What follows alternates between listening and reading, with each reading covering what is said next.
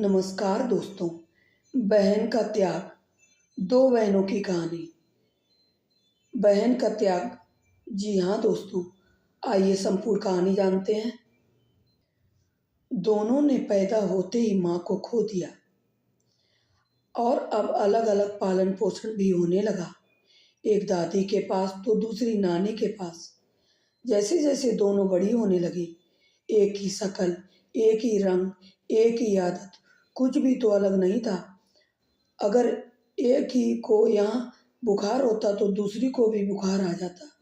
दोनों ही डांस में, सिंगिंग में भाग लेती, भले ही वो दूर दूर भी रहती पर और उसकी परवरिश अलग अलग थी, लेकिन वो दोनों एक दूसरे से उसी तरह जुड़ी हुई थी जैसे पतंग से डोर।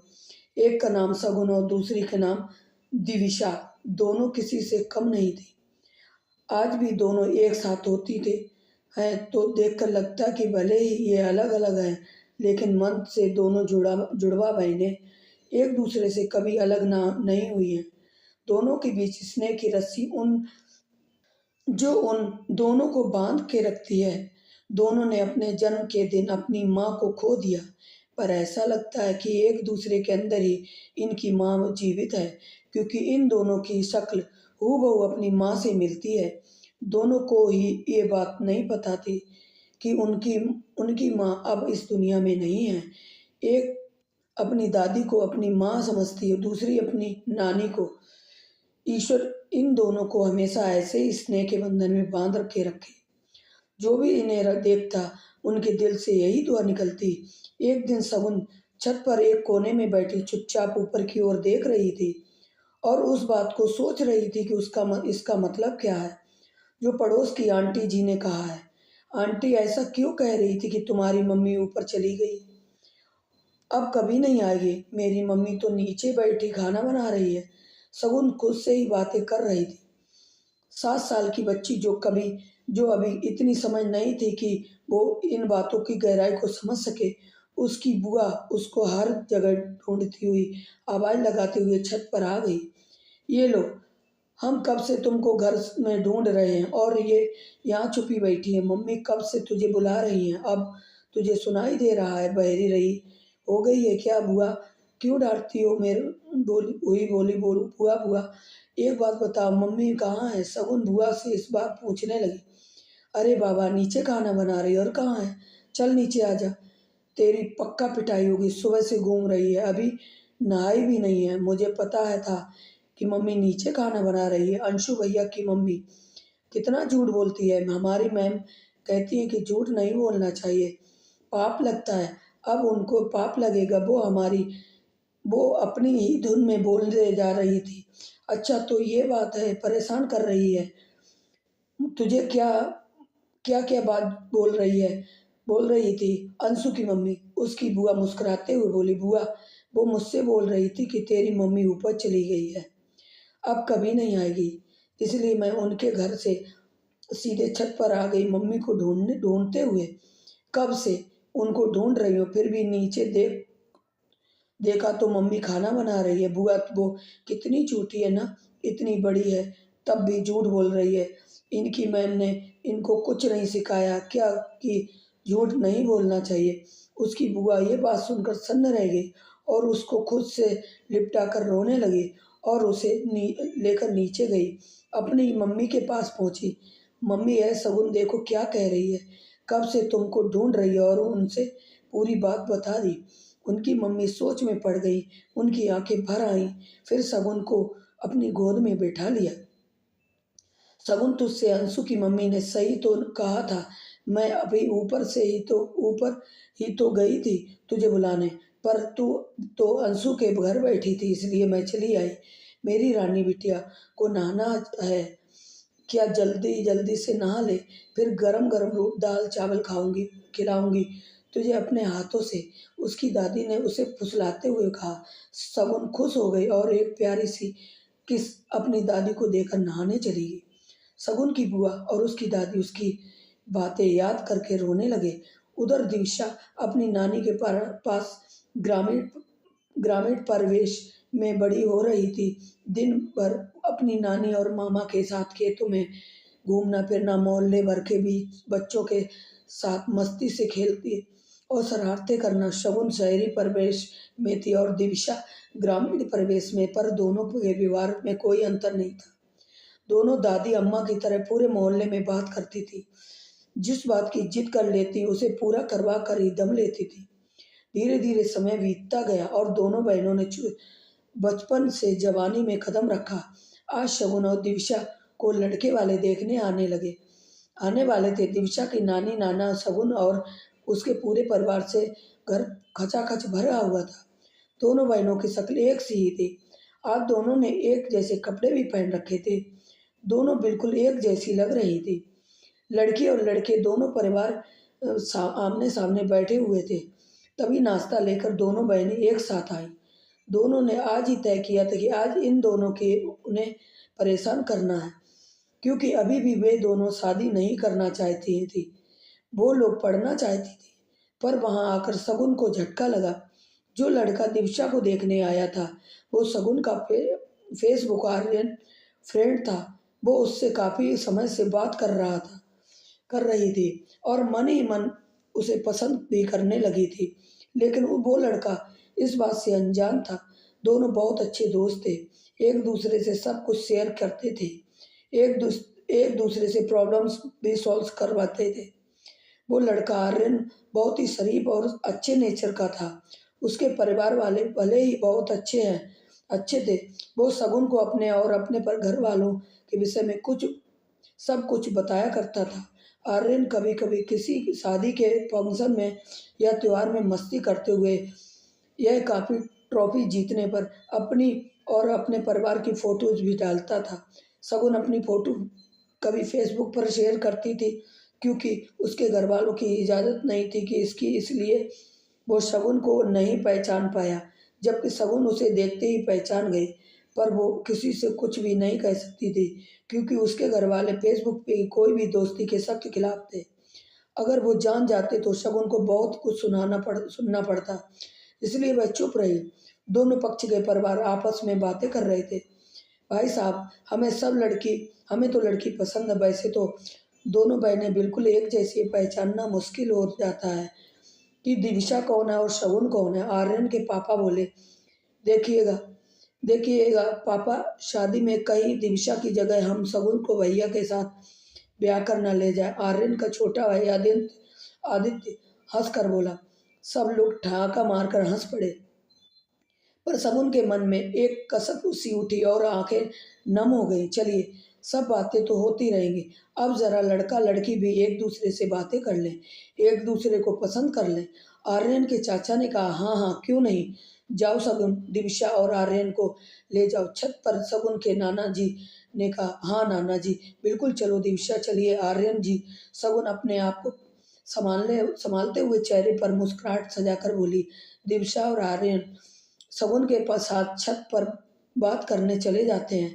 वैसे शगुन जी, आपसे क्या बात कहूँ मैं, आर्यन अचानक शगुन की ओर घूम कर बोला। शगुन अचानक उसके मुड़ने से बैलेंस न बना सकी और गिर गई। यूं डफर, तुम नहीं कुछ तुम नहीं सुधरोगे, गिरा दिया ना मुझे, शगुन के मुंह से निकल गया। वो फेसबुक पर उससे ऐसे ही बात करती थी, इसलिए उसे ये भी ध्यान न रहा कि वो उसके घर आया है उसकी बहन को देखने, और उसे पहचानता नहीं है।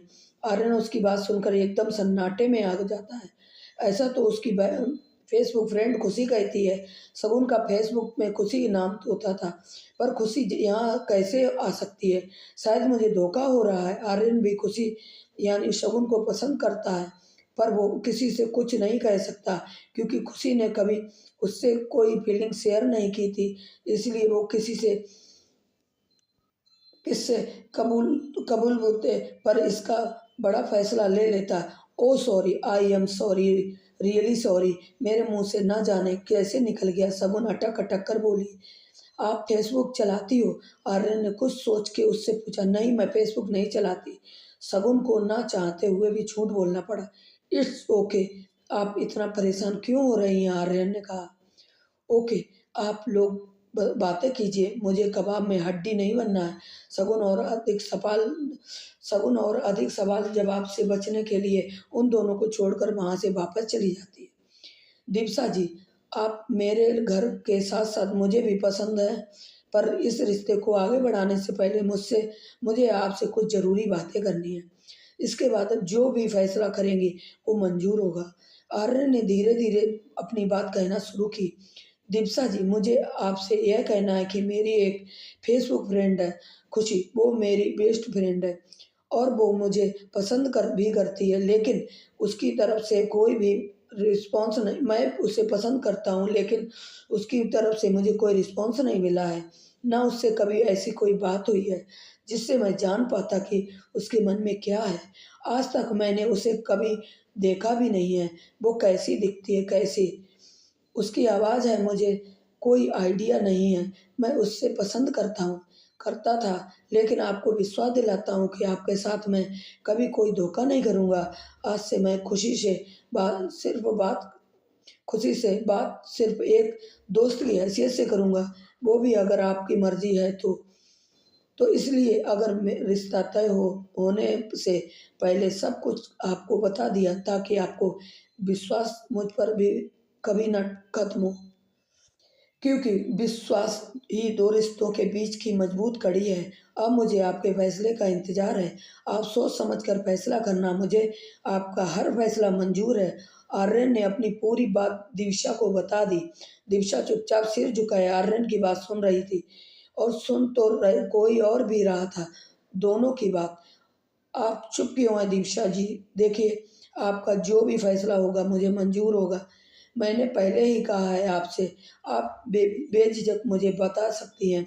खुशी ने मुझसे अपनी भावनाएँ बताई होती हैं तो मैं हर कीमत पर अब उससे ही शादी करता, पर उसने कभी कुछ कहा ही नहीं, इसलिए मैं आपसे शादी कर रहा हूँ। आर्यन ने फिर से अपनी बात स्पष्ट की। नहीं, नहीं आर्यन जी, आप गलत समझ रहे हैं। मेरे चुप रहने का यह कारण नहीं है, बल्कि मैं यह सोच रही थी कि आप कितने सच्चे और ईमानदार हैं। आपने अपने बारे में कुछ भी नहीं छुपाया। बिना किसी परिणाम की चिंता किए आपने मुझसे आपके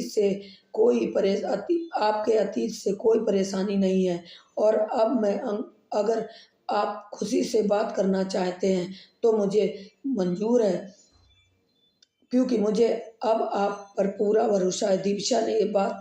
दिव्या ने बात का रुख दूसरी तरफ जाते देखकर जल्दी से कहा, ओके दिव्या जी, आपने मेरे मन का बहुत सारा बोझ हल्का कर दिया है।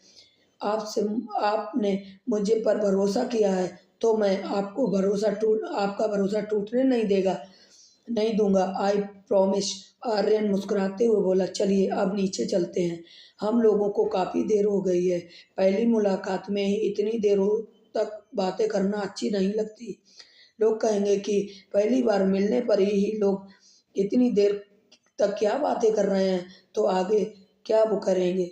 आर्यन थोड़ा मजाकिया मूड में मुस्कुराते हुए बोला। दीक्षा उसकी बात सुनकर शर्म से लाल हो गई और वहाँ से उठकर जाने लगी। अरे तुम शगुन, यहाँ क्या कर रही हो? तुम तो नीचे थी, तुम्हें भी तो लड़के वाले देखने आने वाले थे। अचानक शगुन की सीढ़ियों के पास खड़ा देख दिव्या हैरान रह गया। मैं तो आप लोगों को बुलाने आई थी। उन लोगों का आना आज कैंसिल हो गया है, और किसी वजह से सब लोग आप लोगों को नीचे बुला रहे हैं। शगुन जी दिव्या और आर्यन की बातें सुन रही थी। अचानक दिव्या के आने से घबरा गई। कोई बात नहीं, चलो चलते हैं नीचे। तू इतना घबरा क्यों रही है? तुझे देखने वाले आज नहीं आए तो इसलिए क्या? दिव्या ने शगुन को चिढ़ाते हुए कहा, तू भी ना बस यही सब सोचती है, तभी आर्यन जी के साथ इतना देर तक गप्पे लड़ा रही थी। शगुन ने फीकी हंसी बिखेरते हुए कहा। दिव्या की बोलती बंद हो गई, चुपचाप मुस्कुरा रही थी। सारे मेहमानों के जाने के बाद दिव्या और शगुन आराम करने के लिए अपने कमरे में लेट गए। शगुन आर्यन की बातें याद करने लगा और पुरानी यादों को खो गया। फ्रेंड रिक्वेस्ट स्वीकार करने के बाद भी शगुन ने काफ़ी दिनों तक आर्यन से बात नहीं की। वो स्वभाव के शर्मीले टाइप की लड़की थी, जल्दी किसी से फ्रैंक नहीं हो पाती थी। एक दिन आर्यन ने ही मैसेज कर दिया, हाय हाय, मैं आर्यन, आपका फेसबुक फ्रेंड, आप खुशी ही हो ना? आर्यन ने हिम्मत करके बात शुरू की, हाँ मैं खुशी हूँ। उसने कहा, आपने मेरी रिक्वेस्ट स्वीकार कर ली है, कभी मैसेज नहीं किया, इसलिए मैं सोचा कि क्या ना मैं ना दोस्ती की इमारत की पहली ईंट रख दूँ। आर्यन मजाकिया अंदाज में बोला, ओह सॉरी, असल में मुझे टाइम ही नहीं मिल पा रहा था आपसे बात करने का, और दूसरी बात यह है कि मेरे घर के माहौल इतना खुला हुआ नहीं है, इसलिए मुझे आपसे बात करने में डर लगता था। खुशी ने सारी बातें रिएक्ट कर ली, और यानी कि बाबा आदम के ज़माने की फैमिली है आपकी। आर्यन हंस पड़ा, mind your language mister Aryan, मेरी फैमिली के बारे में ये सब कहने का अधिकार नहीं है। आपका आपका खुशी गुस्से से बोली, अरे अरे, आप तो नाराज हो गई, मैंने सिर्फ तो मजाक किया था, आई एम रियल सॉरी। अगर आपको बुरा लगा हो तो आर्यन को एहसास हुआ कि उसने कुछ गलत कह दिया है। खुशी ने कोई जवाब नहीं दिया, वो ऑफलाइन हो गई। जब अब आर्यन परेशान हो गया, वो पहले ही खुशी से इतना अटैच हो गया था कि उससे बात किए बिना रह नहीं सकता था। इसके बाद उसने सॉरी का मैसेज तक भेज भेज भेजा, जब तक हार कर खुशी ने उससे बात करना फिर से शुरू नहीं किया। ओके ओके, अब आप सॉरी ना बोले, मुझे आपसे बात करना मंजूर है, बताइए। खुशी हार मान कर उससे बोली, थैंक गॉड आप मान गई हो, वरना मुझे तो यही लग रहा था कि यही इस जन्म में भी मैं सॉरी की जाप करते करते ही भगवान को प्यारा हो जाऊंगा। आर्यन की एक्टिंग चरम सीमा पर, अच्छा अच्छा, अब बस करो, ड्रामा हो चुका है। आप खुशी हैं, हंसते हुए बोली, आप हंस रही हो मुझे गरीब पर। आर्यन की एक्टिंग अभी खत्म होने का नाम नहीं ले रही थी। मैं नहीं हूँ, नहीं तो अब दोनों तो केवल मैसेज से बात कर रहे थे। आपको कैसे अंदाजा लगा कि मैं हंस रही हूँ? खुशी के आश्चर्य का ठिकाना नहीं था, अंतर्यामी हूँ क्योंकि मैं अंतर्यामी हूँ, अब जान सकता हूँ। और आप तो फिर भी मेरी फ्रेंड बन गई हैं। आर्यन ने फर्जी कॉलर झाड़े। अच्छा अंतर्यामी जी, अब याद के या अब बाद में बातें करें, अगर आपका इजाज़त हो तो मुझे और भी पढ़ाई करनी है। खुशी ने हाथ जोड़कर कहा, उससे भी हंसमुख स्वभाव का फ्रेंड बहुत अच्छा लगा था। ओके ओके, इजाज़त है, आप भी सब जा सकती हैं, लेकिन एक शर्त पर। आर्यन बोला, अब क्या हुआ? खुशी को पता था कि कुछ न कुछ उसके दिमाग में चल रहा है। कल हम इसी टाइम पर फिर भी बातें करेंगे, अगर मंजूर हो तो जाइए, वरना जाने नहीं दूंगा। अब आपको आर्यन पता नहीं क्यों उस पर हक जमा रहा था। ठीक है, लेकिन आप मेरी फैमिली के बारे में कुछ नहीं कहेंगे, मुझे पसंद नहीं है। मैं अपनी फैमिली से कुछ ज़्यादा प्यार करती हूँ। खुशी ने उसे वार्निंग देते हुए कहा, तौबा, मेरी कभी कभी भूल नहीं करूँगा, वादा कर रहा हूँ, कभी गलती नहीं होगी, बार बार नहीं। आर्यन ने अपने कानों पर हाथ पकड़ा, ओके तब ठीक है, बाय, कल मिलेंगे फेसबुक पर। खुशी ने मुस्कुराते हुए कहा। आज उसे बहुत अच्छा लग रहा था, वो बहुत खुश था। आज उसे बहुत अच्छा लग रहा था, वो बहुत खुश थी। उसे लग रहा था मानो उसको कोई समझाने वाला, उसे मनाने वाला दोस्त मिल गया है। उसकी फैमिली भले ही उसे नहीं बताती थी कि उसकी मम्मी अब इस दुनिया में नहीं है, पर वो अब बड़ी हो गई थी और ये बात जानती थी कि जिसे वो मम्मी कहती है वो उसकी मम्मी नहीं बल्कि उसकी दादी है। उसे अपनी मम्मी की बहुत याद आती थी। वो अपने अंदर ही परिवर्तनों को सिर्फ अपनी माँ से शेयर कर सकती थी। दादी बूढ़ी हो गई थी और बुआ की शादी हो चुकी थी। दोनों चाची की दोनों चाचा की शादी हो चुकी थी, और दोनों चाची जो आई थी उन्होंने घर में कलह मचा रखा था, इसलिए वो अपने मन की बात किसी से नहीं कह पाती थी। जब कभी दिविशा से बात होती तो वो दोनों बहनें अपने अपने दिल की बातें कर लिया करती थी। दिविशा को भी पता था कि उसकी मम्मी इस दुनिया में नहीं है, वो भी शगुन की किसी तरह से कुछ भी कह कर सकती थी। अपने अंदर हो रहे परिवर्तनों को वो सिर्फ अपनी माँ से शेयर कर सकती थी। दादी बूढ़ी हो गई थी और बुआ की शादी हो चुकी थी। दोनों चाचा की शादी हो चुकी थी और दोनों चाची जो आई थी उन्होंने घर में कलह मचा रखा था, इसलिए वो अपने मन की बात किसी से कह नहीं पाती थी। जब कभी दिविशा से बात होती तो वो दोनों बहनें अपने-अपने दिल की बातें कर लिया करती थी। दिविशा को भी पता था कि उसकी मम्मी अब इस दुनिया में नहीं है। वो भी शगुन की तरह किसी से कुछ नहीं कह सकती थी। शगुन शगुन कब से बुला रही हूँ तुझे, किस ख़्याल में खोई हुई है। दिविशा उसके पास आकर कान के पास बोली और शगुन चौंक उठी। नीचे चल, सब तुझे बुला रहे हैं और तुझसे मिलने आया है, कोई तुझसे मिलने आया, दिविशा ने मुस्कुराते हुए कहा। और हाँ, जरा अपना गमगीन चेहरा ठीक कर लो, पहले थोड़ा सा मेकअप कर लो, नहीं तो सब तुम्हें देखकर डर जाएंगे। भूतनी, दिविशा ने उसे चिढ़ाया।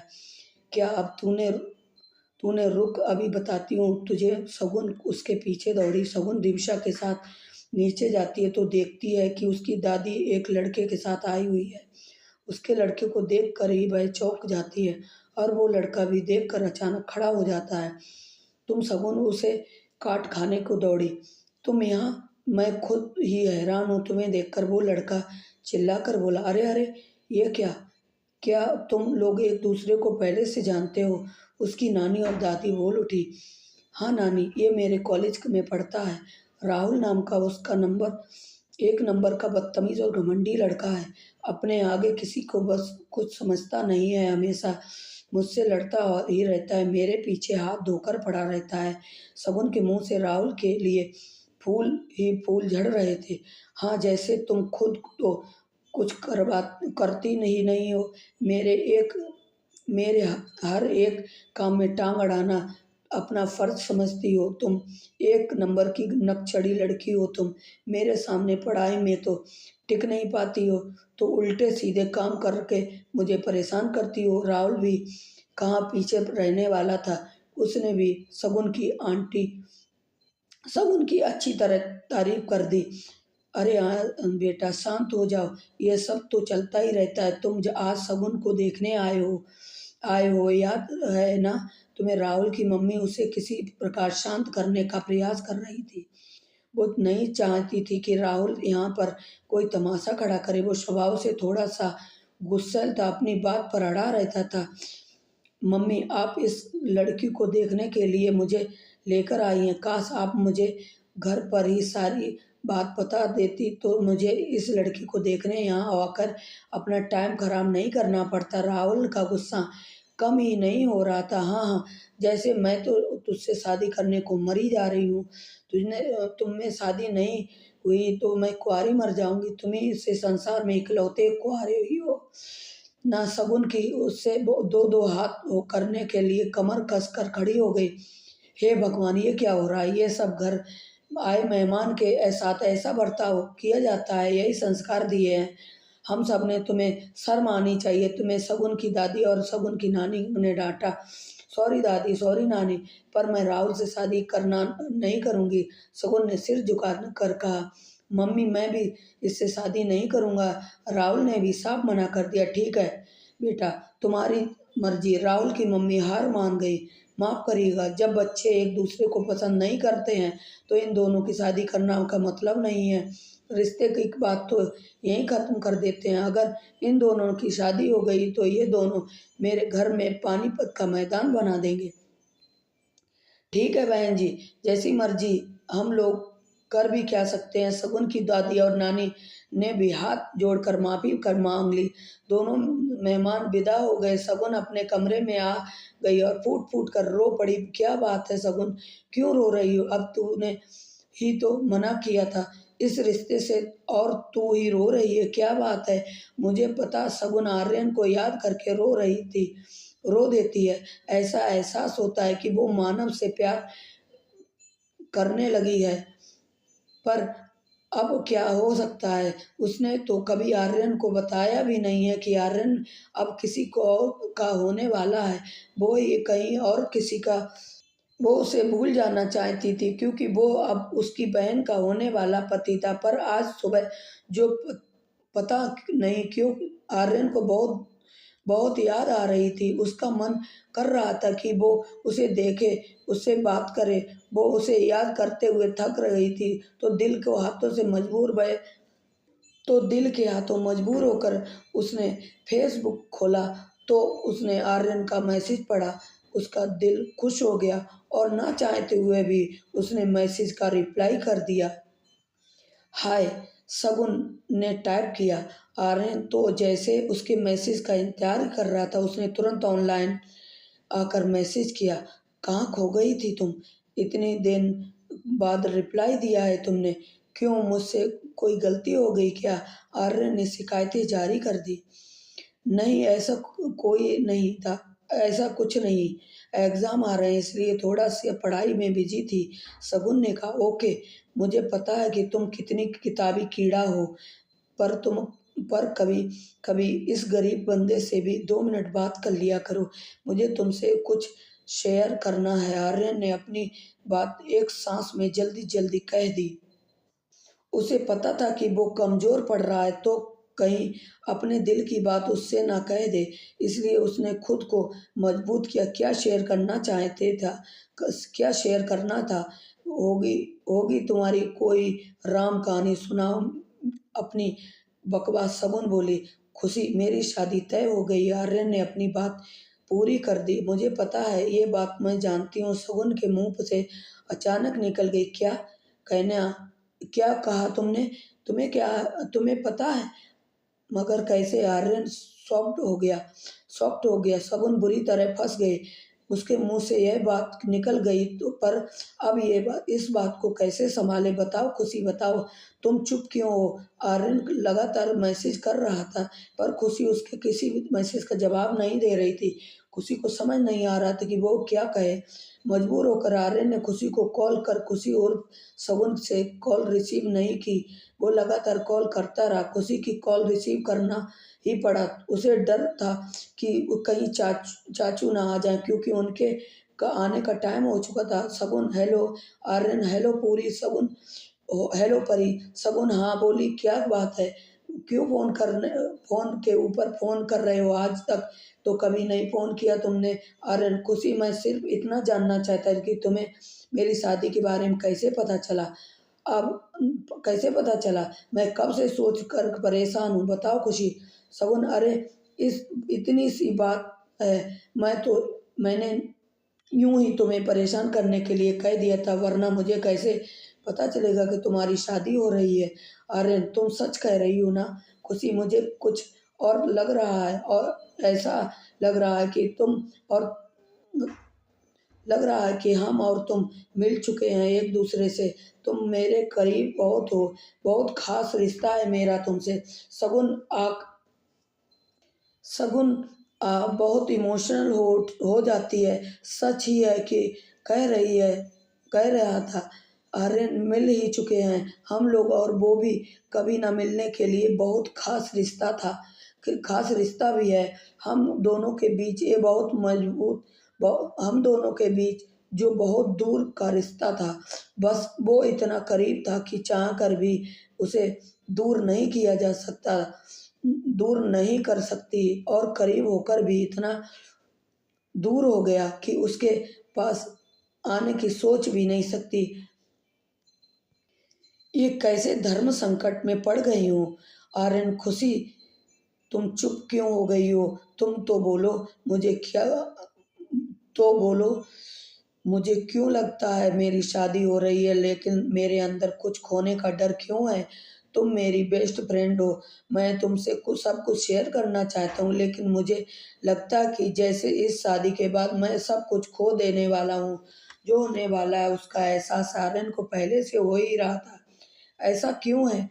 क्या आर्यन मैं क्या आर्यन भी मुझसे प्यार करता है मेरी तरह? वो भी मुझे भूल नहीं पा रहा है क्या?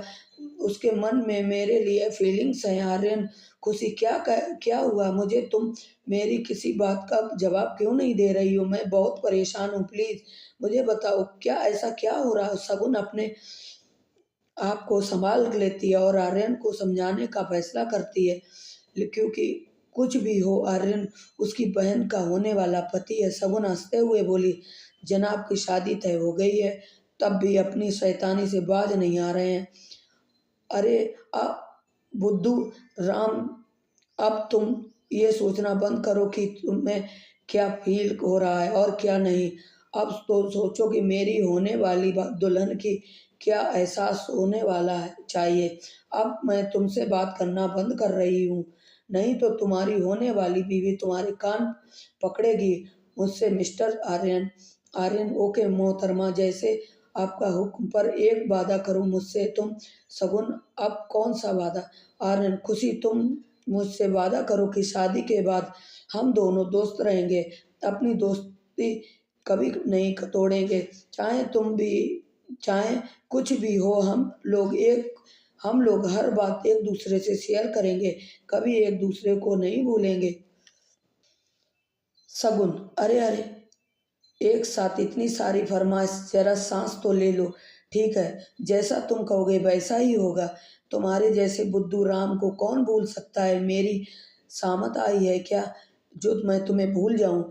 लेकिन ये बताओ कि तुम्हारे अंदर क्या खासियत है जिससे तुम जैसे पागल दोस्त को याद रखें? हम बताओ बताओ। केवल दिमाग चाटते ही रहते हो मेरा। खुद के पास तो दिमाग ही नहीं है, इसलिए मेरे दिमाग को चाट कर हमारी मेमोरी बढ़ाते रहते हो। आर्यन। अच्छा अच्छा, तुमसे ज़्यादा दिमाग तुम एक चूहिया में होता है। चल अब रख फोन। एक बहुत दिमाग खा लिया मेरा चूहिया कहीं की। शगुन। क्या कहा? मुझे चूहिया? अपनी शक्ल देखो तो, आईने में बिल्कुल बंदर लगते हो। जाने क्या देखकर तुम्हारी होने वाली बीवी ने तुम्हें पसंद कर लिया है। मैं तो कभी पसंद ना करूं। इतना कहकर शगुन ने फोन रख दिया। वो जानती थी कि मानव उसे लंबी चौड़ी सुनाने वाला था। वो अपने आप को फनी दिखाने की पूरी कोशिश कर रही थी, पर उसके आंसू लगातार बह रहे थे। शगुन एक ही दर्द से गुजर रही थी, पर उसको पता किसी को नहीं।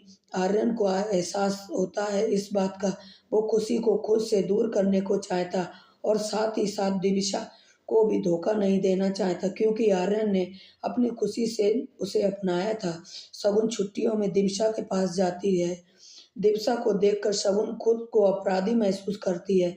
उसको लगता था कि वो बहुत गलत कर रही है। उसने आर्यन को सब कुछ बताकर उससे दोस्ती खत्म कर लेनी चाहिए, क्योंकि आर्यन के मन में उसके लिए फीलिंग्स बढ़ रही है।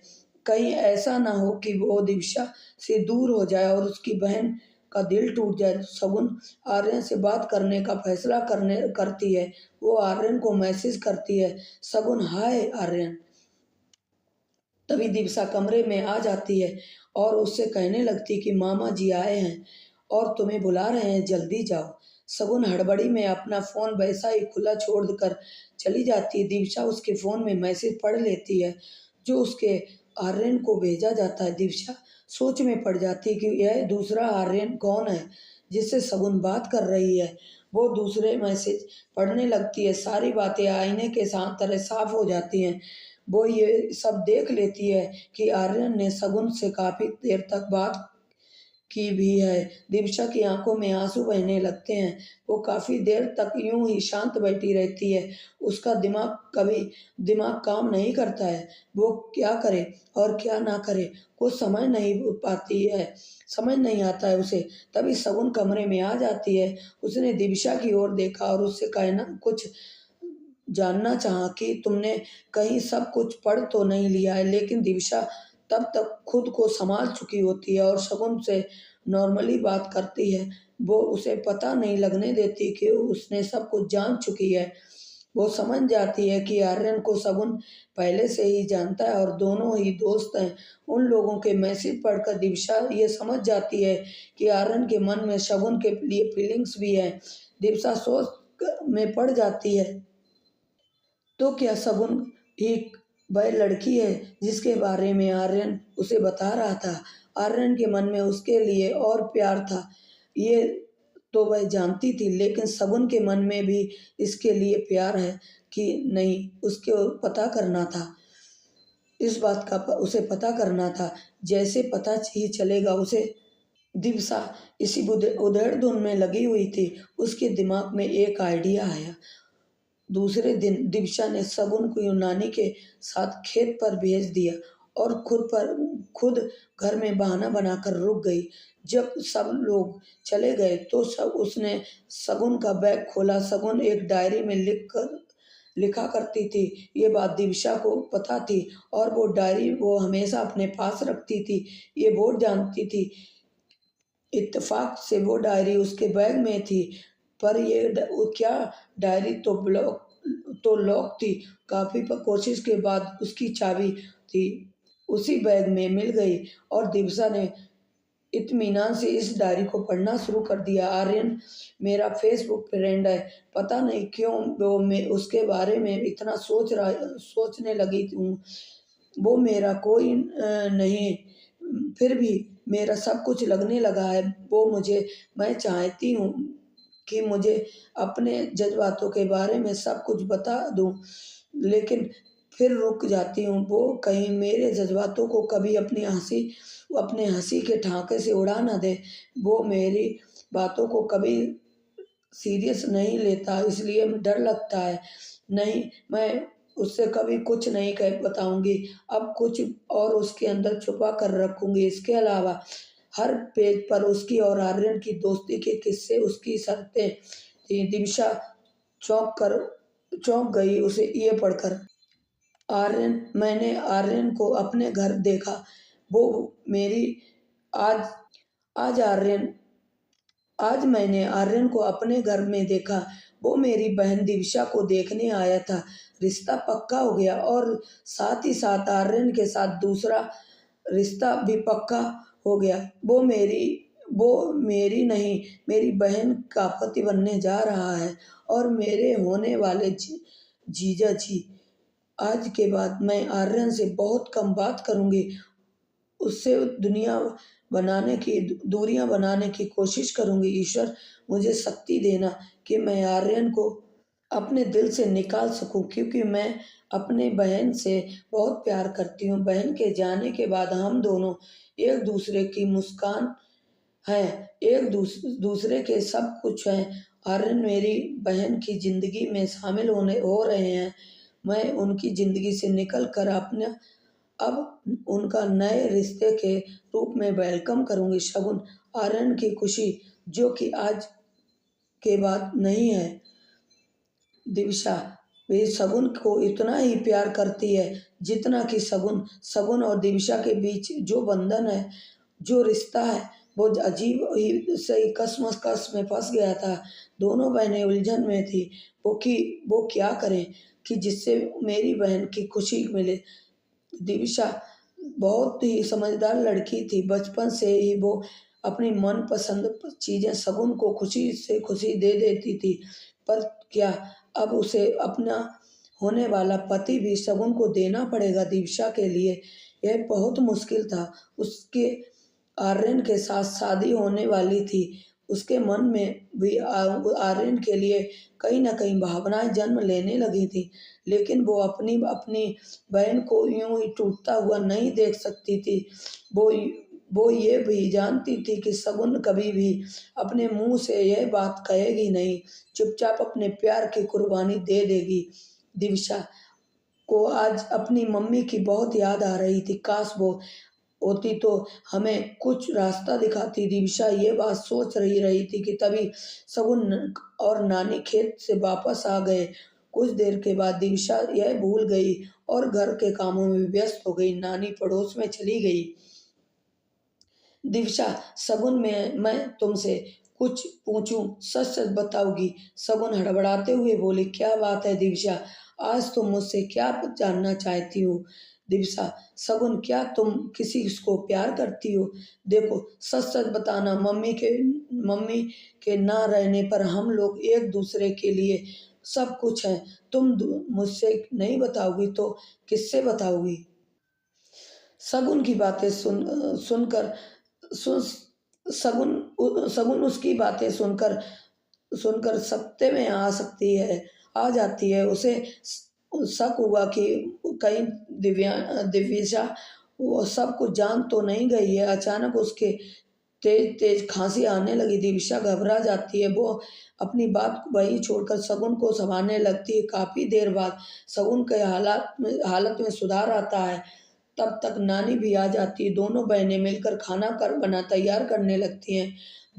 इसके बाद वो लोग आराम करने के लिए लेट जाती हैं। तभी दिवसा के मोबाइल पर आर्यन का फ़ोन आता है। हर दिन तो दिवसा को आर्यन के फ़ोन का इंतज़ार रहता था, पर आज उसे ऐसा लग रहा था कि जैसे वो किसी और के प्यार पर डाका डाल रही है। लगातार रिंग बजती देखकर शगुन ने मुस्कुराते हुए दिवसा से कहा, क्या बात है दिवसा, आज जीजू से लड़ाई हो गई है क्या, जो उसका फ़ोन नहीं उठा रही हो दिवसा? तो दिवसा ने, ऐसा कुछ नहीं, बस ध्यान नहीं दिया मैंने। ओके, तू सो जा, मैं बात कर लेती हूँ आर्यन जी से। ज़रा देखूँ जनाब ने इस समय फ़ोन क्यों किया है? शगुन, ओके ओके, हम सब समझ गए हैं मैडम, आप चिंता मत करिएगा, हम कबाब में हड्डी नहीं बनेंगे। वैसे भी हमें जीरो की नींद आ रही है। वैसे भी हमें जोरों से नींद आ रही है। आज नानी ने खेत में चने का साग तुड़वा कर मेरी कमर का कछूमर निकाल दिया है। उनका बस चलता तो वह खेत में ही मुझसे खाना भी बनवा लेती। मैडम, आप बिज़ी हो जाइए, आपने हो अपने होने वाले पतिदेव के साथ और सोती हैं मीठी नींद में। क्या पता सपनों में मुझसे मिलने मेरा शहज़ादा भी आ जाए। यह सब कहते हुए शगुन का दिल टुकड़े-टुकड़े हो रहा था, पर क्या करती वो? उसे अब ऐसे ही आप अपने आप को मजबूत करना पड़ेगा। उधर दिवसा आर्यन को कॉल करती है। दिवसा, हेलो आर्यन जी। आर्यन, हाँ बोलिए मैडम जी। आप तो आज घोड़े बेचकर सो रही हैं। मेरे इतने बार फ़ोन करने पर भी आपने फ़ोन उठाना ज़रूरी नहीं समझा, क्या बात है? जी, आपसे तो अभी से बीवियों वाले नखरे दिखाने शुरू कर दिए हैं। आगे मेरा क्या हाल होगा भगवान जाने। अभी तो हमारी सगाई भी नहीं हुई हुई है मोहतरमा, क्या इरादा है आपका? कुछ नेक ख़्याल नहीं लग रहे हैं आपके। दिवसा, आर्यन जी, मुझे आपसे बहुत ज़रूरी बात करनी है। आर्यन, मैडम पहले आप हमारी बात सुनिए। आप तो अब सारी ज़िंदगी मेरा सर खाने वाली हैं। इस नाचीज़ के पास तो बोलने के लिए अभी भी ही टाइम है। शादी के बाद तो मैं वैसे भी हस्बैंड बन जाऊँगा और मेरे बैठने और बोलने हँसने पर भी बैंड लग जाएगा, और वो भी केविको फेविकोल सा मजबूत बैंड। दिवसा को हँसी आ जाती है। आर्यन की जिंदा-दिली की फ़नी बातें उसे हमेशा अट्रैक्ट करती थी। वो उसकी बातों में खो जाती थी। बस उसका मन ना करता था कि वो बोलता रहे और वो सुनती रहे। उसे अपने ऊपर गर्व होता था कि आर्यन उसका पति बनने वाला है, पर जब से उसकी ऐसे सारी असलियत पता लगी, वह खुलकर जी भी नहीं पा रही थी। एक तरफ आर्यन जैसा पति मिलने का सौभाग्य, दूसरी तरफ तरफ अपनी प्यारी बहन शगुन की खुशियाँ। वो किस रास्ते को चुने? वो सोच में डूबी हुई थी कि आर्यन की आवाज़ सुनाई दी। आर्यन, हेलो मैडम, क्या है? मैं आपको एफएम रेडियो का एंकर लगता हूँ, जो आप केवल सुने जा रही हैं। अरे, कम से कम अपनी फरमाइश बता दीजिए बीच-बीच में कि एंकर को मुझे किस फ़िल्म का गाना सुनाना है। दिवसा, अच्छा, अब एंकर बाजी बाजी छोड़िए, सोना नहीं चाहिए क्या? आपको रात बहुत हो चुकी है, ज़रा आराम कीजिए, मैं फ़ोन रखती हूँ अब। आर्यन, अरे अरे मोहतरमा, ऐसे गज़ब मत करना, वरना इस नाचीज़ बेज़ुबान सीधे-साधे बच्चे के ऊपर मम्मी पापा की इतनी चप्पल पड़ जाएगी कि आर्यन उसका भूत बन जाएगा। दिविशा, अपनी हँसी पर काबू करते हुए, क्या क्यों क्या हुआ? चप्पल की सौगात क्यों मिलेगी आपको? आर्यन, अरे मम्मी ने आपसे आपको बात बताने के लिए फ़ोन किया था कि कल मम्मी पापा सगाई की तारीख तय करने आ रहे हैं। मैंने दिन में कई बार लैंडलाइन पर कॉल किया, पर दूसरी तरफ किसी ने फ़ोन नहीं उठाया, इसलिए मैंने अपनी होने वाली मैडम को इतनी सारी तकलीफ दी है। दिव्या के मुंह से कुछ नहीं निकलता, वो फिर से सोच में पड़ जाती है। आर्यन, ओके मोहतरमा, मुझे पता है कि अभी आप शर्म आएंगी, नर्वस होंगी, पर ये सब देखने के लिए बंदे के पास टाइम नहीं है, क्योंकि अब मुझे बहुत जोरों की नींद आ रही है। इससे पहले कि निदिया रानी किसी महबूबा की तरफ मुझसे रूठ जाए, मैं चलता हूँ। निदिया रानी के पाँव में गुड नाइट डियर। दिव्या के कुछ भी कहने से पहले आर्यन फोन रख देता है। दिव्या उससे कुछ भी नहीं कह पाती है। दिव्या शगुन के पास आ जाती है। शगुन गहरी नींद में सो रही होती है। उसको मासूम बच्चों जैसा चेहरा एकदम शांत था। चेहरे पर दर्द भरी मुस्कान, मानो वो अपनी बहन, अपनी सबसे प्यारी चीज, अपने सबसे प्यारे व्यक्ति को खुशी से दे रही है। ना कोई जलन, ना कोई शिकवा, ना कोई नफरत। अचानक शगुन सपने में ही रो पड़ी। नहीं, मत जाओ आर्यन, मैं कैसे रहूंगी तुम्हारे बिना। दिव्या उसके बड़बड़ाने की आवाज सुन रही थी और खुद भी बे आवाज रो रही खुद भी बेआवाज रो रही थी। कितना बेबस हो जाता है इंसान, वो भुला भी नहीं सकता उसे और अपनापन कह भी नहीं सकता, अपनापन चाह कर भी अपना नहीं कह सकता। उसे दूर खड़ी उसकी खुशियां बुलाती हैं और पीछे से तन्हाई रोक लेती हैं। सांसों के कच्चे धागे इतने नाजुक होते हैं कि हल्के से झटके से इनके टूटने का डर लगता है। यूं ही यही हाल सगुन और दिव्या के साथ भी हुआ। दोनों ही नाजुक एहसासों से जुड़ी हुई थी, एक ही शख्स से प्रेम बंधन में बंधी थी, और वो दोनों एक ही शख्स उन दोनों के ख्वाब ख्वाब था। वह दोनों उन दोनों बहनों की मंजिल था। दोनों ही उससे बड़े इंतहा से प्यार करती थी। वो भी कोई बाजार की चीज भी नहीं, पर वो कोई बाजार की चीज तो था नहीं कि उसे वे दोनों आधा आधा बांट ले।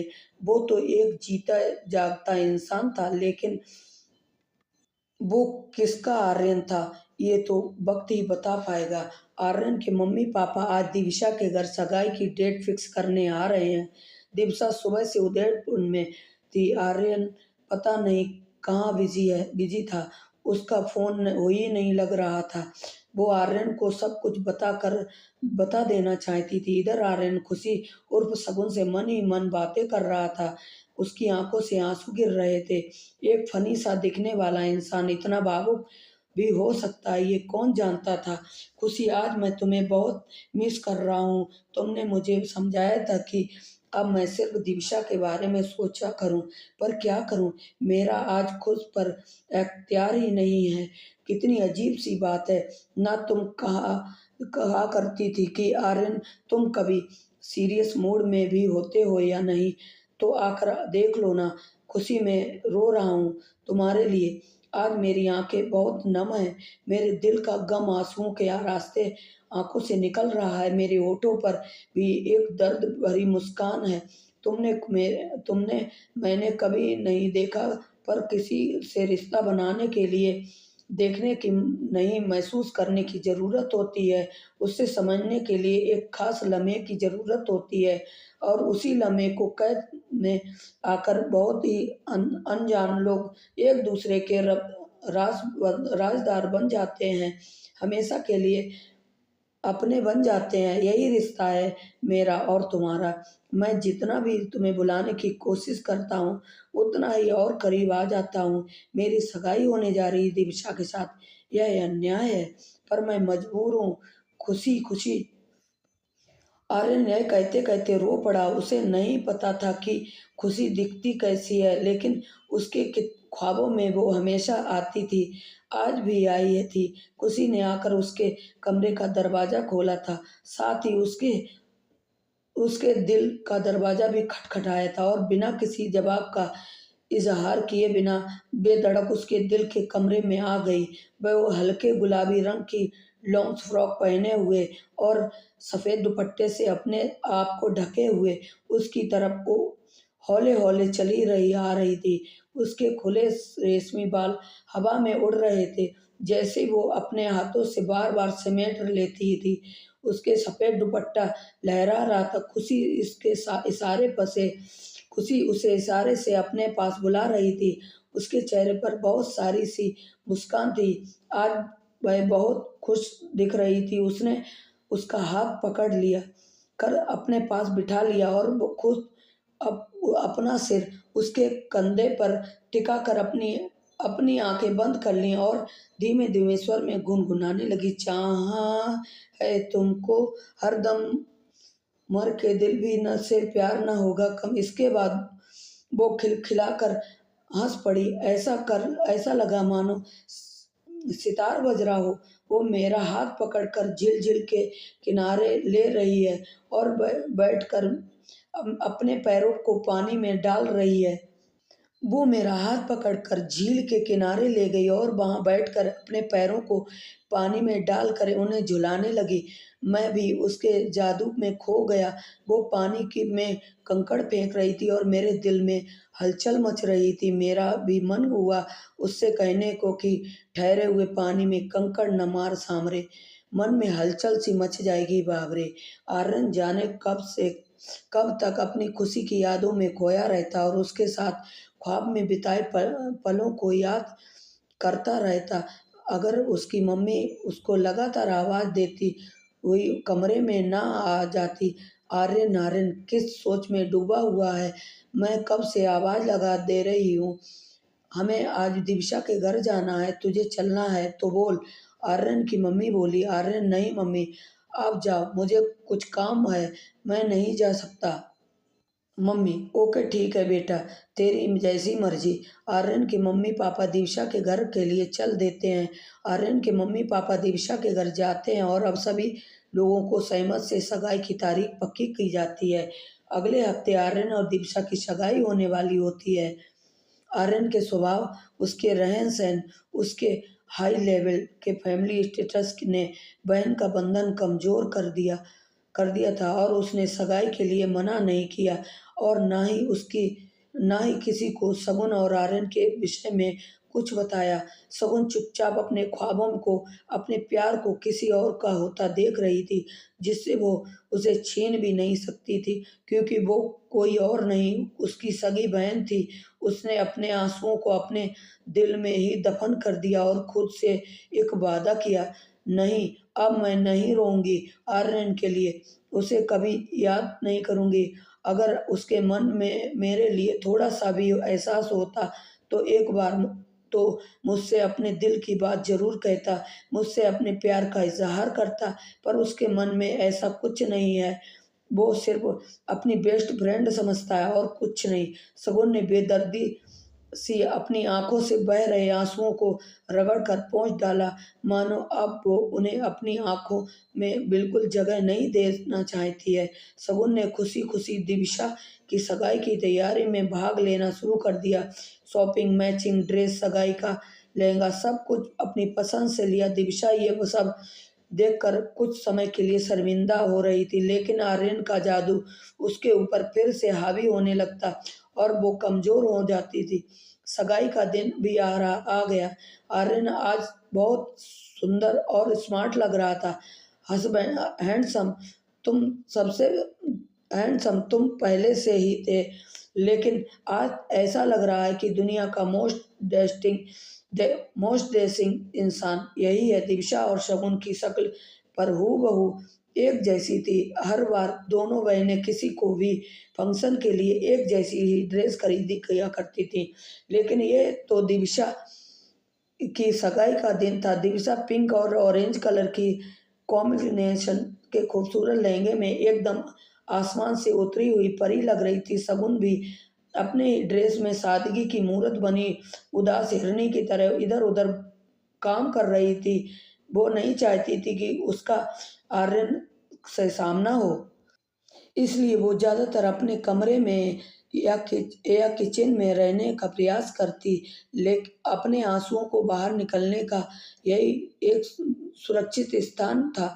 इसके लिए वो यूं ही अपने दिल को समझा रही थी। तभी उसकी दादी ने उसे आवाज़ दी, सगाई की रस्म होने जा रही है। वो अपने अंदर के दर्द को छुपा एक मुस्कुराते हुए स्टेज पर आकर खड़ी हो गई। आर्यन पता नहीं क्यों खुश नहीं था, लग रहा था उसे उसकी मुस्कुराहट भी नहीं निकल रही थी। ऐसा लग रहा था मानो वो किसी और का हक किसी और को देने जा रहा है। आर्यन ने अंगूठी पहनाने के लिए हाथ आगे बढ़ाया, तभी आवाज आई, रुक जाइए। सब ना पीछे मुड़कर देखा तो दरवाजे पर आर्यन का दोस्त खड़ा था। राहुल, आप चौंक गए ना? हाँ, सही पहचाना आप अपने। राहुल वही लड़का है जो शगुन को देखने आया था। शगुन और उसके घर वाले चौंक गए उसे देखकर। ये यहाँ कैसे? राहुल आते ही आर्यन के पीठ पर जोरदार चप्पल लगाता है। आर्यन, माय गॉड, अबे साले तू कहाँ से टपक पड़ा? राहुल, ये तू ही है ना? मैं कोई सपना तो नहीं देख रहा हूँ? तू तो गधे की सींग की तरह गायब हो गया था, शहर से बाहर हो गया था, पर वापस आने पर दिखाई तू नहीं देख रहा है। आर्यन आर्यन राहुल को जोर से चींटी काटता है। राहुल एक जोरदार चीख मारता है। ऐसा लगा मानो वो इस ड्रामे का ऑस्कर अवार्ड जरूर लेकर आएगा। हाय, मैं मर गया, मार डाला जालिम ने। कोई मुझे इस कसाई से बचा। राहुल की एक्टिंग जोरों पर थी। सब घबरा जाते हैं कि इसको क्या हो गया है। सारे मेहमान उसके पास आ जाते हैं। क्या हुआ? क्या हुआ? क्या हुआ? क्या हुआ का शोर मच गया। आर्यन, अरे आप लोग परेशान मत हो, मैं अभी इसे 2 मिनट में ठीक कर देता हूँ। मेरा दोस्त है ना, मुझे अच्छे से जानता है इसका इलाज। आर्यन, अरे आप लोग परेशान मत हो, मैं अभी इसे 2 मिनट में ठीक कर देता हूँ। मेरा दोस्त है ना, मैं अच्छे से जानता हूँ इसका इलाज। आर्यन राहुल के पास आकर उसके कान में कुछ कहता है तो वो झट से उठकर बैठ जाता है। राहुल, ओके ओके, मैं अब बिल्कुल ठीक हूँ, आप लोग एंजॉय कीजिए। आर्यन की मुस्कुराहट देखने योग्य हुई होती है उस समय। अब आर्यन को अपने इस बिछड़े दोस्त पर बहुत प्यार आता है। मानव उसके सामने कान पकड़कर खड़ा हो जाता है और उससे सॉरी बोलता है। राहुल भी कम नहीं है, आसानी से मानने वालों में से तो बंदा है नहीं, पर आर्यन तो भी ज़्यादा देर नाराज नहीं रह पाता। वो उसके गले लग जाता है। दोनों दोस्त कुछ पल यूं ही एक दूसरे से गले लगे हुए आंसू बहाते हैं। राहुल भी खुशी की तरह आर्यन का क्लोजेस्ट फ्रेंड है। उन लोगों की दोस्ती की दास्तां भी निराली थी। वो दोनों बचपन के दोस्त थे, लेकिन आर्यन हाई एजुकेशन के लिए शहर से बाहर चला गया था। इसके बाद आर्यन और राहुल का कोई कांटेक्ट नहीं हो पाया। वो तो जब राहुल शगुन को देखने आया तब घर लौटने समय उसकी मम्मी ने बताया उसने कि शगुन की बहन दिविशा से आर्यन की शादी की बात तय हुई है। तब से वो आर्यन को संपर्क करने का प्रयास कर रहा था, लेकिन आर्यन जब अपनी जॉब के सिलसिले में बाहर गया था तो उससे कांटेक्ट नहीं हो पाया था। जब उसे पता चला कि चलो आज सगाई है तो उसके मन में आर्यन को सरप्राइज देने का ख्याल आया। उसने सोचा कि वो आज उसे बिना बताए ही उसकी सगाई में शामिल होकर उसे हैरान कर देगा। राहुल, तू ही है ना, सुधरने वाला नहीं है। मुझे बताए बिना शहर छोड़कर चला गया और मुझे बिना बताए मेरी सगाई भी करने जा रहा था। मुझे बिना बताए सगाई भी करने जा रहा था। आर्यन आर्यन, नहीं यार, ऐसा कुछ नहीं है। बस कुछ हालात ऐसे हो गए हैं कि मैं तुझसे कांटेक्ट नहीं कर पाया। मुझे लगा था कि तू जॉब करने लगा होगा, इस शहर में नहीं होगा। एक दिन मैं तेरे घर भी गया था तो पता चला कि तू किसी लड़की को देखने गया है। चल अब ये सब छोड़, मैं तुझे अपनी होने वाली बीवी से मिलाता हूँ। आर्यन दिविशा से राहुल राहुल मुस्कुराते हुए, तू ये सब रहने दे, मैं सबको जानता हूँ। आर्यन एक बार फिर से चक्कर में पड़ गया कि राहुल कैसे जानता है इस घर को। आर्यन, क्या कहा? राहुल, तू इन सबको जानता है, मगर कैसे? तू क्या यहाँ पहले आया है? राहुल, रिलैक्स रिलैक्स, थोड़ा सा पानी पी ले तू। आर्यन, तू आज भी नहीं सुधरा, आज तक वैसा ही है। एक साथ कई सारे सवाल ऐसे करता है कि सामने वाले का सिर चक्कर गिन्नी की तरह घूमने लगे। लगता है मुझे तो चक्कर आने लगा। तेरे इतने सारे सवालों को सुनकर कोई दयालु इंसान क्या मुझे एक गिलास जूस पिलाने का कष्ट करेगा? अच्छा ठीक है, मैं जूस नहीं पिलाऊंगा। आर्यन, मैं जूस नहीं पिलाऊंगा, तू चिंता मत कर। सबसे पहले तू भाभी को सगाई की अंगूठी पहना दे, क्योंकि भाभी मुझे अपने कबाब की हड्डी समझकर कब से घूर रही है। उसके खतरनाक तेवर देखकर मुझे डर के मारे कपकपी होने लगती है। लगता है अगर थोड़ी देर हुई तो कहीं वो अपने नेत्रों की क्रोधाग्नि में मुझे जला ना दे और मैं बेचारा कुंवारा ही कुर्बान हो जाऊंगा। भाभी, आप चिंता मत करो, मैं कोई विलेन नहीं हूँ जो आपके आर्यन को आपसे छीन लूंगा। मैं अपना आर्यन आपको ही दे दूंगा। अब लेकिन मेरी एक शर्त है आर्यन। अब क्या शर्त है तेरी ड्रामेबाज? राहुल, मुझे शादी के बाद एक जोरदार पार्टी चाहिए जो कि 5 स्टार होटल में हो, तभी मैं सगाई की इजाज़त दूंगा। और अगर मेरी मांग पूरी नहीं हुई तो मैं इसी फर्श पर मजनू की तरह अपने कपड़े फाड़ कर अपने दुखड़े सुनाऊंगा कि सारे मेहमान सुनो, ये जो दिविशा भाभी है ना, वो मुझसे मेरे आर्यन को छीन रही है। आर्यन हाथ जोड़कर, जो मेरे आका, आपकी आज्ञा सिरोधार्य। Rahul, hip hip hurray. कोई अब कोई टेंशन नहीं भाभी, हो ले जाइए अपने गुलाम को और जिंदगी भर गुलामी करवाइए। राहुल की ओवर एक्टिंग अपने पूरे पूरे शबाब पर थी। सारे मेहमान इन दोनों की दोस्ती का मजा ले रहे थे। आर्यन और दिविशा की सगाई हो जाती है। पूरे हॉल में तालियों की शोर गूंज उठने लगती है। शगुन की आंखों से 2 बूंद आंसू गिरे और उसकी रूमाल की गोद में छुप गए। वो किसी काम का बहाना करके अंदर चली गई। दिविशा ने उसे जाते हुए देखा तो उसके दिल को धक्का लगा, लेकिन आर्यन के आगे उसने सब कुछ भुला दिया। उसका कान पकड़ आर्यन उसका कान पकड़ते हुए, अब तू अपनी ड्रामेबाजी बंद करेगा या फिर 2-4 लात घूंसे खाएगा नाश्ते में? जल्दी से फटाफट शुरू हो जा, अपनी कहानी बता। राहुल, दिविशा से देखा भाभी, ये दोस्त के नाम पर बदनुमा धब्बा है, मुझे पर ऐसा रौब दिखाता है जैसे इसकी बीवी आप नहीं मैं हूँ। बचकर रहिएगा, आप इसका कोई भरोसा नहीं है। दिविशा मुस्कुराते हुए, ओके देवर जी, चलिए आप मत बताइए, मैं भी बता देती हूँ आपका राज। आप नहीं बताइएगा, मैं ही बता देती हूँ आपका राज। आर्यन जी, राहुल भैया मेरी बहन शगुन को देखने आए थे, लेकिन शगुन आपके बीच में धुआंधार वाक युद्ध हुआ कि हमारा घर मैदान बनते बनते रह गया। ये दोनों ऐसे लड़ रहे थे मानो 7 जन्मों का दुश्मनी हो दोनों के बीच। असल में शगुन और ये जनाब एक दूसरे कॉलेज में पढ़ते और एक दूसरे को बिल्कुल पसंद नहीं करते हैं। राहुल, भाभी अच्छा एक बात बताइए, आपकी बहन तो है तीखी मिर्ची की तरह, कहाँ आप और कहाँ वो? दिविशा, हाँ हाँ क्यों नहीं, वो तो दिख ही रहा है। शगुन वक्र रेखा की तरह टेढ़ी है और आप जलेबी की तरह सीधी और करेले की तरह मीठी हैं। राहुल कुछ सोचते हुए, भाभी आपसे कुछ जरूरी बात करनी थी मुझे आपकी बहन के विषय में। दिवसा मन ही मन डर गई कि कहीं राहुल को उस बात का पता तो नहीं चल गया है। दिवसा, क्या बात है राहुल जी, क्या बात करनी है आपको मुझसे?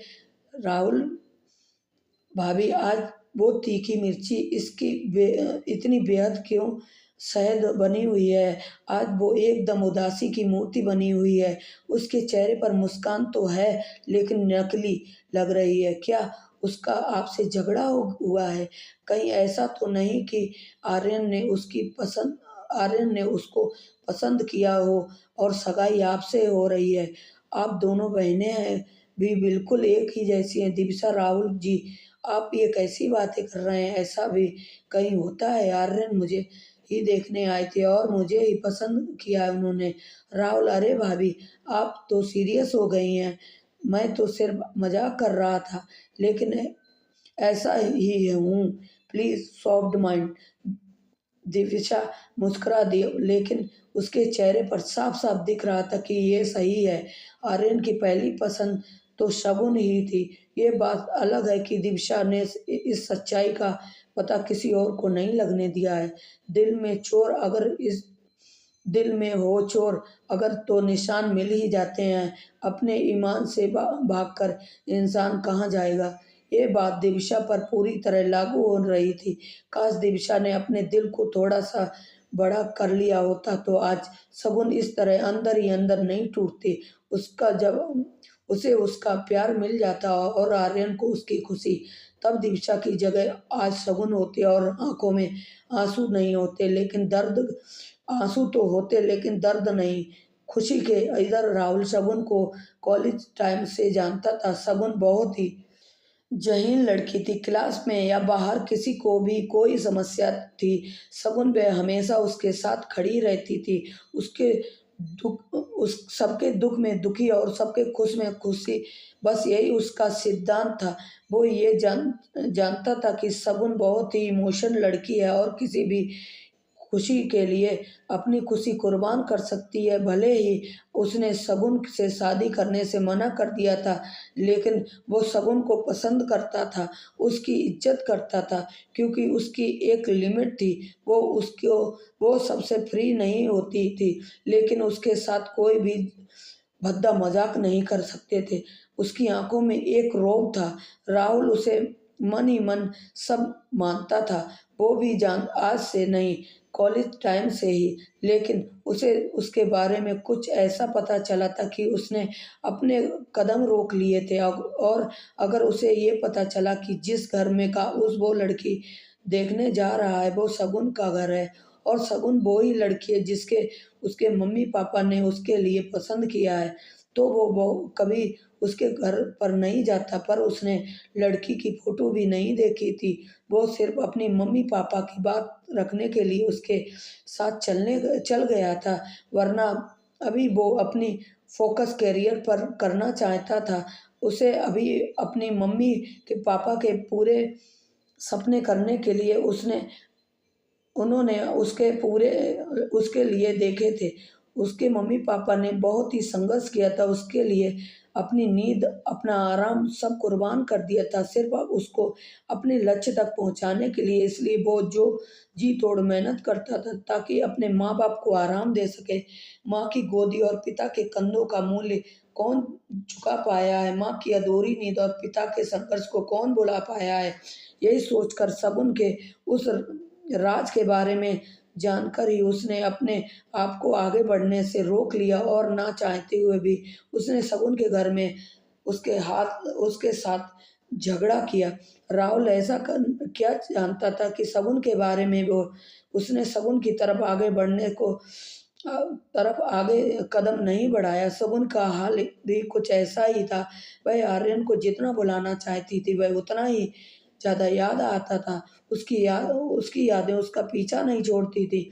उसने लाख अपने आप को मजबूत करना चाहा था, लेकिन सगाई होते उस समय उसकी आंखों से आंसू टपक आए थे।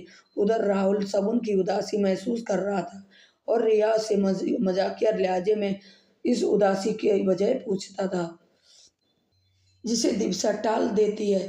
राहुल कुछ नहीं कहता, बात आई आई गई हो जाती है। राहुल शगुन को बहुत पसंद करता था, लेकिन उसे शगुन का बेस्ट फ्रेंड नीलम था, जो कि उसकी भी फ्रेंड थी, से पता चला था कि वो एक लड़के को बहुत पसंद करती थी। वो लड़का उसका फेसबुक फ्रेंड है। इसके अलावा वो कुछ नहीं जानती थी और ना ही राहुल को ही कुछ बताया था। राहुल यह सुनकर बहुत मायूस हो गया था, क्योंकि उसने शगुन को अपने दिल में जगह दे रखी थी। वो शगुन की खूबसूरती से पहले ही इम्प्रेस था, उसके उसकी जहानत से और भी इम्प्रेस हो गया। राहुल स्टडी में बहुत अच्छा था, और लेकिन लापरवाही बहुत करता था, क्योंकि स्टडी के साथ साथ वह पार्ट टाइम जॉब भी किया करता था। इसके ये पढ़ाई की ओर कम ध्यान दिया दे पाता था, लेकिन जब उसने शगुन की रुचि स्टडी की तरफ देखी तो उसने भी अपना ध्यान स्टडी की तरफ लगाना शुरू कर दिया कि इसी बहाने से शगुन के करीब रह सके, क्योंकि वो हमेशा पढ़ाई के प्रति सीरियस रहने वाले सब लोगों से ही बात किया करती थी। राहुल को याद आ गई और कॉलेज का वो दिन जब वो शगुन से टकरा गया था। हुआ यूं ही कि वह क्लास ज्वाइन करने के लिए जल्दी जल्दी सीढ़ियां उतर रहा था और वो अपनी फ्रेंड नीलम के साथ बातें करती हुई सामने से आ रही थी, क्योंकि उसे लाइब्रेरी से बुक्स लेनी थी। नीलम लाइब्रेरी चली गई। शगुन वहां सीढ़ियों के पास रुक कर उसका बाट वेट करने लगी। तभी राहुल का पैर शगुन के पैर के ऊपर चिपड़ गया। कहाँ रिएक्शन शूज से लेंस उसका पैर और कहाँ शगुन का नाजुक पैर। वो एक संतुलन कायम ना रख सके और गिर गई। राहुल ने उसका बाजू पकड़कर उसके गिरने से बचाना चाहा, लेकिन शगुन ने उसका हाथ झटक कर उसका अपना पैर पकड़कर उससे वहीं बैठ गए और शगुन के पैर से खून निकलने लगा। शगुन आह देखकर नहीं चल सकते, आंखों कैसे ऊपर वाले नहीं अच्छी खासी बड़ी बड़ी आंखें दी हैं, सही यूज कर नहीं आता क्या, इडियट कहीं के। राहुल फिक्रमंदी से उसके पैर को देखते हुए I am sorry sorry miss. Shagun ज्यादा रिश्तेदारी बढ़ाने की कोशिश नहीं करो। अपने टॉम क्रूज जैसे बदन को लोगों की हेल्प करने में लगाओ, न कि किसी को चोट पहुंचाने में, समझे ना। राहुल अरे आपके पैर से तो खून निकल रहा है, आपको ट्रीटमेंट की ज़रूरत है, चलिए मैं आपको डॉक्टर के पास ले चलूं। शगुन इतनी मेहरबानी के लिए शुक्रिया, पर आपका कोई भरोसा नहीं कि हॉस्पिटल की जगह मुझे शमशान घाट ना पहुंचा दो। शगुन अपना पैर सहलाने लगी। उसे बहुत तकलीफ हो रही थी। उसने अपने बैग से टिश्यू पेपर निकाला और पेपर पर रख दिया। राहुल ने अपनी जेब से रूमाल निकाला और उसके पैर पर पट्टी बांधने की कोशिश करने लगा। बस बस रहने दीजिए, ज्यादा पाँव पड़ने की जरूरत नहीं है, हो गया अब। राहुल के चेहरे पर मुस्कान आ गई। राहुल इसका मतलब आपने मुझे माफ कर दिया है ना। शगुन जी नहीं, बिल्कुल नहीं। मैं आपको तब तक माफ नहीं करूंगी जब तक मेरा घाव नहीं भर जाता। राहुल तब तक तो मुझे टेंशन लगी रहेगी, मैं चैन से सो भी नहीं पाऊंगा। शगुन तो अच्छा ही है, अगर मैं परेशान रहूंगी तो आपको भी चैन रहने का कोई हक नहीं है। तभी नीलम लाइब्रेरी से आ जाती है और शगुन को देखकर परेशान हो जाती है। नीलम अरे ये क्या हुआ, तेरे पैर में कितनी चोट कैसे लग गई है, तेरा रंग तो पीला पड़ चल जा रहा है, चल उठ, मैं तेरी डॉक्टर के पास ले जा रही हूँ। शगुन ये सब इतनी मेहरबानी से क्यों हुआ है। शगुन ये सब इनकी मेहरबानी से हुआ है। नीलम ओके ओके, अब जो हुआ सो हुआ, अब तुम मदद करो मेरी, जरा इसको हॉस्पिटल ले जाने में। नीलम और राहुल दोनों मिलकर शगुन को हॉस्पिटल ले जाते हैं। बाहर राहुल नीलम से शगुन के बारे में पूछता है। नीलम को पता नहीं क्यों अच्छा नहीं लगता है वहाँ उसका ट्रीटमेंट कराते हैं, लेकिन और राहुल वहीं रुक जाते हैं। तब राहुल नीलम से शगुन के बारे में जानने की कोशिश करता है। नीलम को राहुल का शगुन के बारे में पूछना अच्छा नहीं लगता, क्योंकि वो राहुल को मन ही मन पसंद करता है, लेकिन शर्मीला स्वभाव होने के कारण वो उससे कुछ कहता नहीं है। नीलम और राहुल एक ही मोहल्ले में रहते थे। वो उसे तब से पसंद करती है जब से उसने प्यार के मतलब को जाना, लेकिन उसे पता था कि वो दोनों की शादी कभी नहीं हो सकती है, क्योंकि वो दोनों की जाति अलग अलग है। नीलम ठाकुर थी तो राहुल ब्राह्मण। नीलम के पापा एक सरकारी कॉलेज इंटर कॉलेज के टीचर और उसकी मम्मी एक हाउस वाइफ थी, जो कि हमेशा घूंघट में ही देखी जाती थी, क्योंकि उसके घर की स्त्रियां लड़कियों का कड़ा प्रतिबंध था। कोई भी बाहरी पुरुष उनके घर के अंदर नहीं जा सकता था। पढ़े लिखे शिक्षित पृष्ठभूमि होते हुए भी उसके घर का माहौल बहुत ही पिछड़ा था। ठाकुर खानदान में जन्म लेने के खामियाजा लड़कियों को भुगतना पड़ता था। नीलम जब पहली बार कॉलेज आई थी तब वो एकदम डरी सहमी दिब्बू स्वभाव की लड़की थी, ठाकुरों की हवेली में अंदर कैद हुए गुड़िया की तरह, जो बाहरी दुनिया में न जानती थी, बाहरी दुनिया को ज़्यादा नहीं जानती थी। अभी तक उसे बाहर निकलने की खुद से कोई काम करने की ज़रूरत नहीं पड़ी थी। उसके पापा जिस इंटर कॉलेज में पढ़ते थे, वहीं वो भी पढ़ती थी। उसका कोई भी फॉर्म भरना या कुछ भी कर लेना उसका सारा काम बिना उससे कुछ पूछे उसके पापा कर देते थे। यहाँ तक कि इंटर में कौन-कौन से सब्जेक्ट लेने हैं, ये भी उसके पापा ने ही तय किया था और उससे बिना पूछे उसका एडमिशन फॉर्म भर दिया था। उसे क्या पता था कि क्या नहीं पसंद है और क्या जानने की भी ज़रा भी कोशिश नहीं की। हर बात, हर काम, हर ज़रूरत के लिए उसे हमेशा दूसरों पे आश्रित रहने की आदत पड़ गई थी। बचपन की गुड़िया से लेकर इंटर कॉलेज की किताबों तक उसने कभी भी बाज़ार का पर मुँह नहीं देखा था। उसे जो भी चाहिए उसे उसे सिर्फ़ एक बार कहने की ज़रूरत थी, सो वो चीज़ तुरंत उसके लिए हाज़िर हो जाती। बस नहीं मिलता तो बाहर जाने की इजाज़त।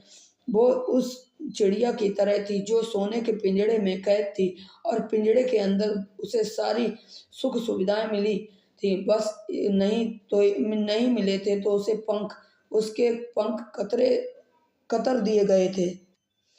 वक़्त अपनी रफ़्तार से आगे बढ़ रहा था।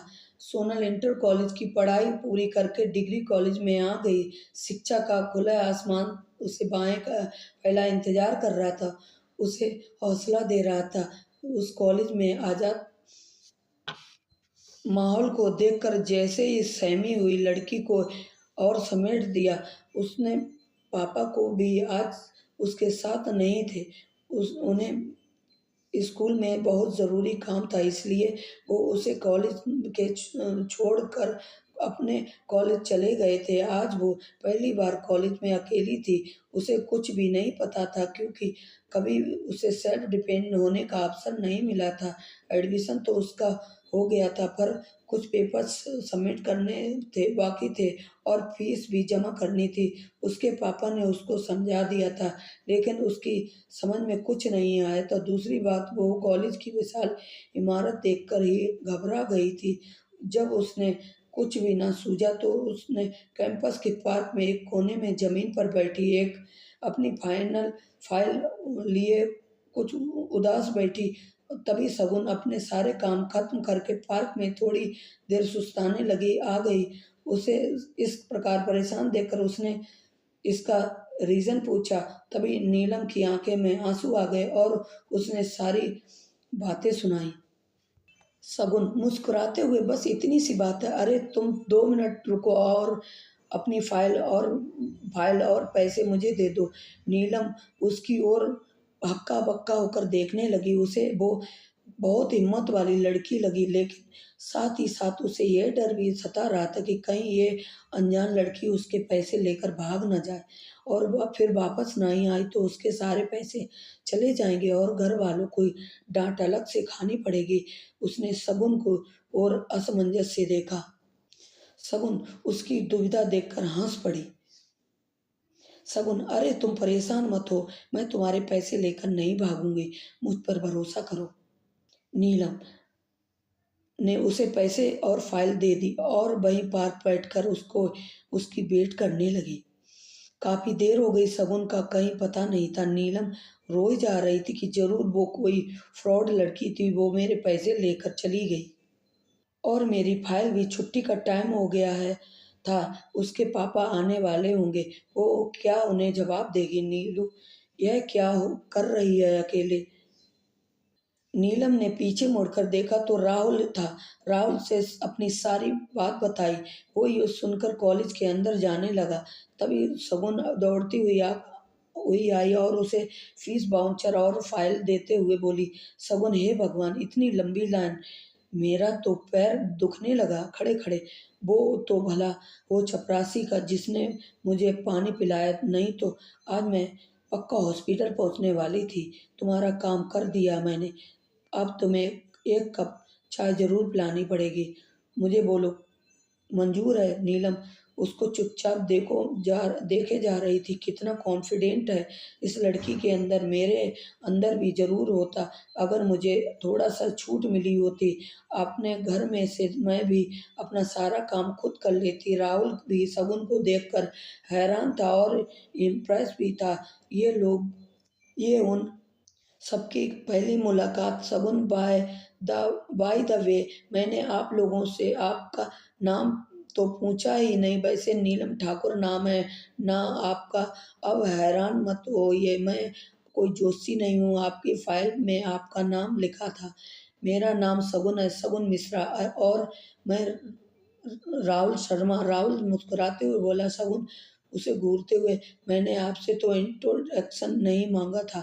राहुल मुस्कुराते हुए, मैंने सोचा आप पूछने की तकलीफ करें, मैं खुद ही बता देता हूँ। शगुन ओके ओके, अच्छा नीलम मैं चलती हूँ, अगर तुम्हें किसी भी हेल्प की ज़रूरत हो तो मुझे याद कर लेना, मैं हाजिर हो जाऊँगा। नीलम थैंक्स शगुन जी, मेरी इतनी हेल्प करने के लिए। शगुन अरे बाप रे, इतना सम्मान, तुम मुझे जी लगाकर बता कर रही हो, तुम मुझे जी लगाकर बात कर रही हो, अरे बाबा।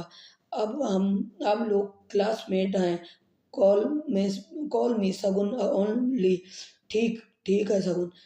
कुछ ही दिनों में नीलम और शगुन बेस्ट फ्रेंड बन जाती हैं, और नीलम अपने घर की घुटन से उदास रहती थी। वो सब कुछ शगुन से शेयर करती थी। शगुन उसे खुश रखने के बहुत उसके अंदर आत्मविश्वास जगाने के पूरा प्रयास करती थी। और कुछ ही महीनों में नीलम क्लास के इंटेलिजेंट स्टूडेंट में गिनी जाने लगी। टीचर जो भी पूछते उसका जवाब उसके पास होता था। शगुन राहुल और नीलम की पोजीशन की होड़ में लगी रहती थी। नीलम के घर का माहौल वही था, लेकिन अब उसके अंदर आत्मविश्वास था, इसलिए वो अंदर ही अंदर घुटने लगी थी। ये वही वही समय था जब आर्यन और शगुन की फेसबुक पर फ्रेंडशिप स्टार्ट हुई थी। वो हर बात नीलम से शेयर करती, उसकी शर्तें, उसकी यादें। नीलम भी उससे सब कुछ शेयर किया करती थी। राहुल के बारे में उससे उसने शगुन को बताया, और शगुन देख रही थी कि राहुल का झुकाव उसकी तरफ हो रहा है। इसी वजह से वो ना चाहते हुए भी राहुल से कभी अच्छे से बात नहीं कर सकी, ताकि राहुल को कोई तक गलतफहमी ना हो।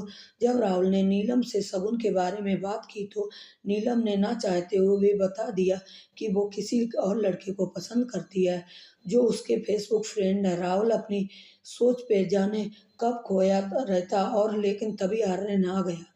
ओ होले ओ हेलो, कहाँ खो गया तू? तभी आर्यन उसके पीछे आकर चिल्लाया। कहीं तो नहीं, राहुल अपनी सोच से वापस आ गया। आर्यन ओके ओके, चल तुझे शगुन से मिलवाता हूँ, अपनी साली साहिबा से। राहुल उसके पास चला जाता है। शगुन अपने कमरे में अपनी डायरी खोलकर कुछ पढ़ती और रोती रह जाती है। शगुन अपने कमरे में डायरी पढ़ रही थी और रो रही थी।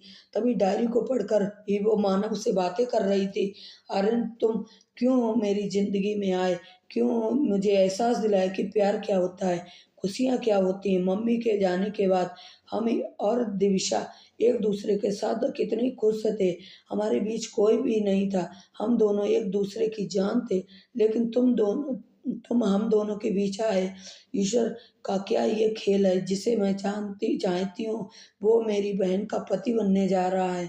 मैं उससे दूर भी नहीं रह सकती, क्योंकि उससे मेरा बहुत गहरा रिश्ता है। अब मेरा जीजा बनने जा रहा है, जिससे हमेशा मैंने अपने दिल में रखा था। अब हर सांस के साथ उसे महसूस किया था, मेरी हर याद में उसे शामिल किया, जिसे देखने से की तड़प न जाने कब से मेरे मन में है। अब मेरे सामने आता है तो कहीं दूर छिप जाने का मन करता है। मैं उसे कब नहीं देख पाती हूँ, अपने ही सामने किसी के साथ बंधन बनते हुए।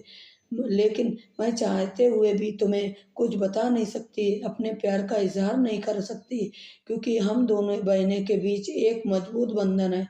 तुम्हारे साथ किसी बंधन को में बंधने के लिए अपनी बहन के साथ बंधन को नहीं तोड़ सकती। मुझ में इतनी हिम्मत नहीं है, कितनी मजबूर हो गई हूँ। तुम चले जाओ मेरी ज़िंदगी से, मैं तो ये ही भी नहीं कर सकती। तुम्हें याद है ना आर्यन, एक बार जब तुमने मुझे मजाक किया था कि मैं तुमसे कभी बात नहीं कर पाऊंगा, तो मैं डिस्टर्ब हो गई थी। पता है तुम्हें, मैंने उस दिन खाना भी नहीं खाया था। मैं बार बार ईश्वर से प्रार्थना कर रही थी कि मेरी और आर्यन की बात बंद ना हो। जब तक मेरी सांसें चल रही हैं तब तक आर्यन को मेरी जिंदगी में शामिल रखना, वरना मेरी जिंदगी खत्म हो जाएगी।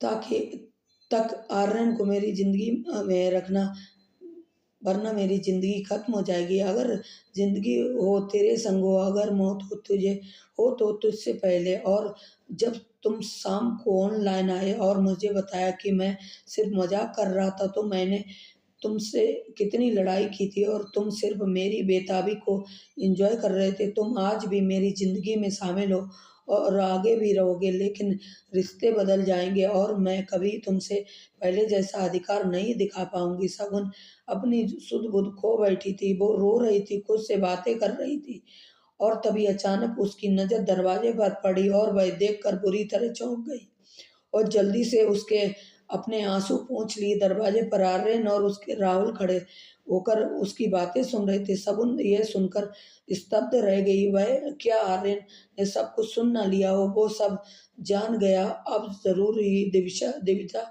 से सगाई तोड़ देगा। नहीं, वो ऐसा नहीं होने देगी। आर्यन और राहुल धीरे धीरे उसके पास आते हैं, मानो वो कोई सपना देख रही हो।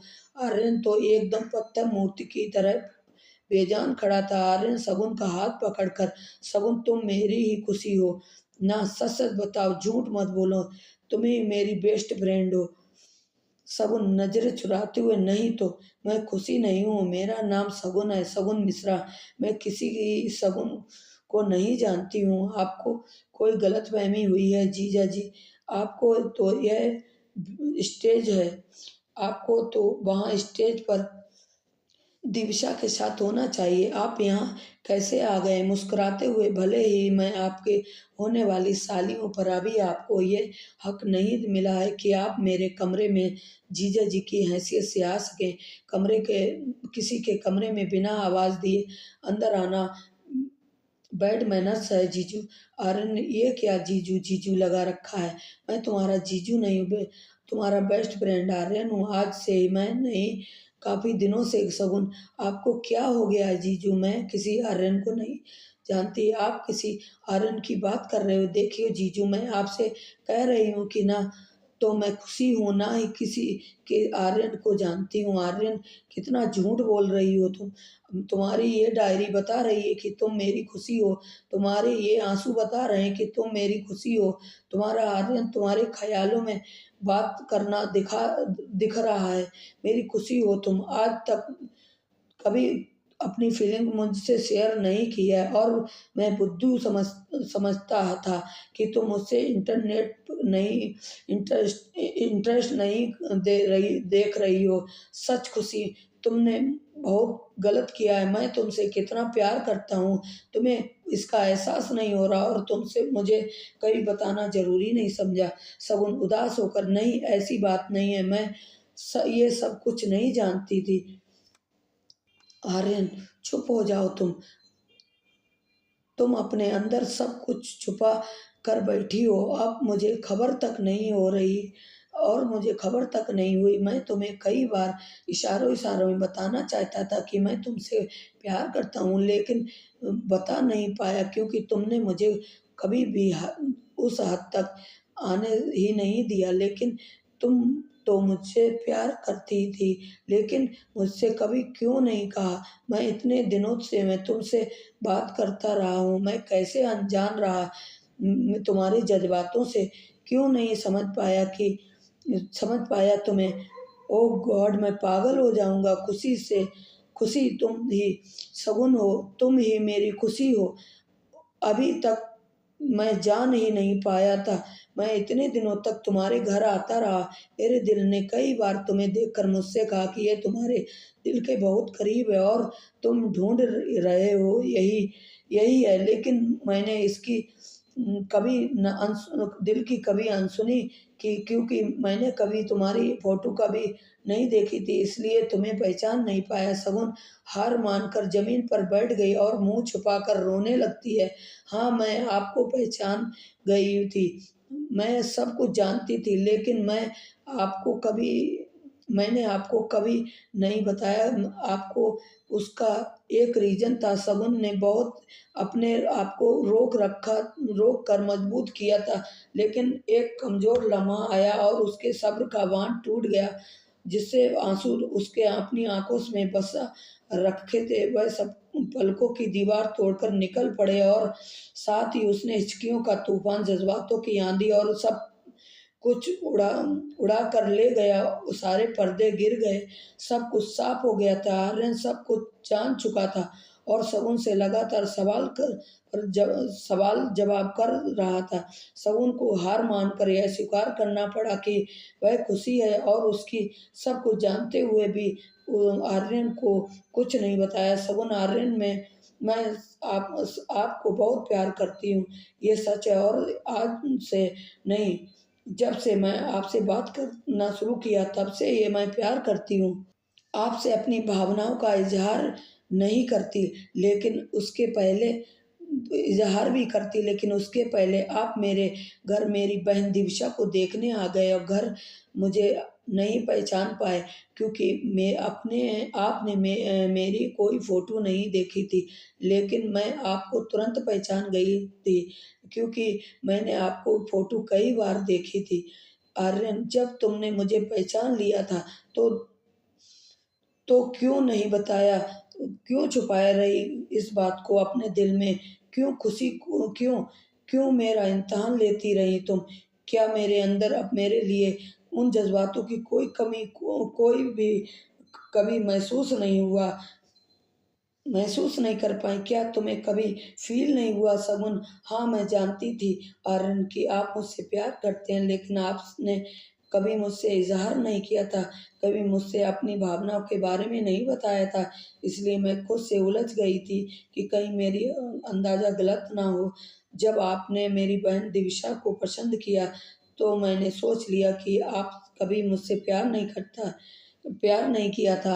आप सिर्फ़ मुझसे अपने दोस्त ही समझते रहे। इसलिए उस दिन के बाद मैंने अपने जज़्बात अपने अंदर ही रखना सही समझा। आर्यन, मैं अपनी बहन दिविशा से बहुत प्यार करती हूँ। मैं उसके लिए आपको अपने आप को कुर्बान कर सकती हूँ। आप तो फिर भी मेरा प्यार हुआ, और आज मैं भी आपसे प्यार करने के बावजूद आपसे शादी नहीं करूँगी, क्योंकि आप मेरी बहन के होने वाले पति हैं।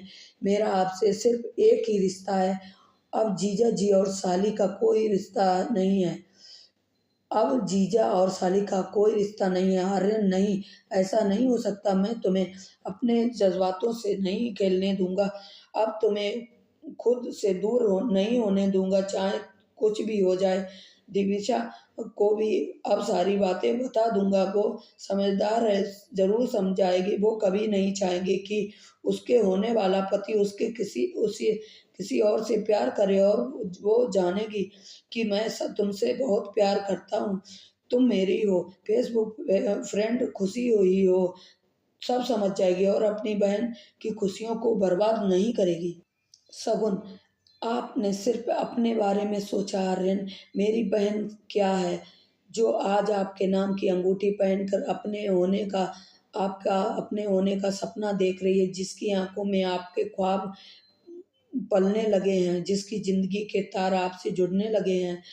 क्या इसकी भावनाओं की कोई मोल नहीं है? आर्यन, मैं कुछ नहीं जानता, लेकिन मैं अब दिविशा से शादी नहीं करूँगा।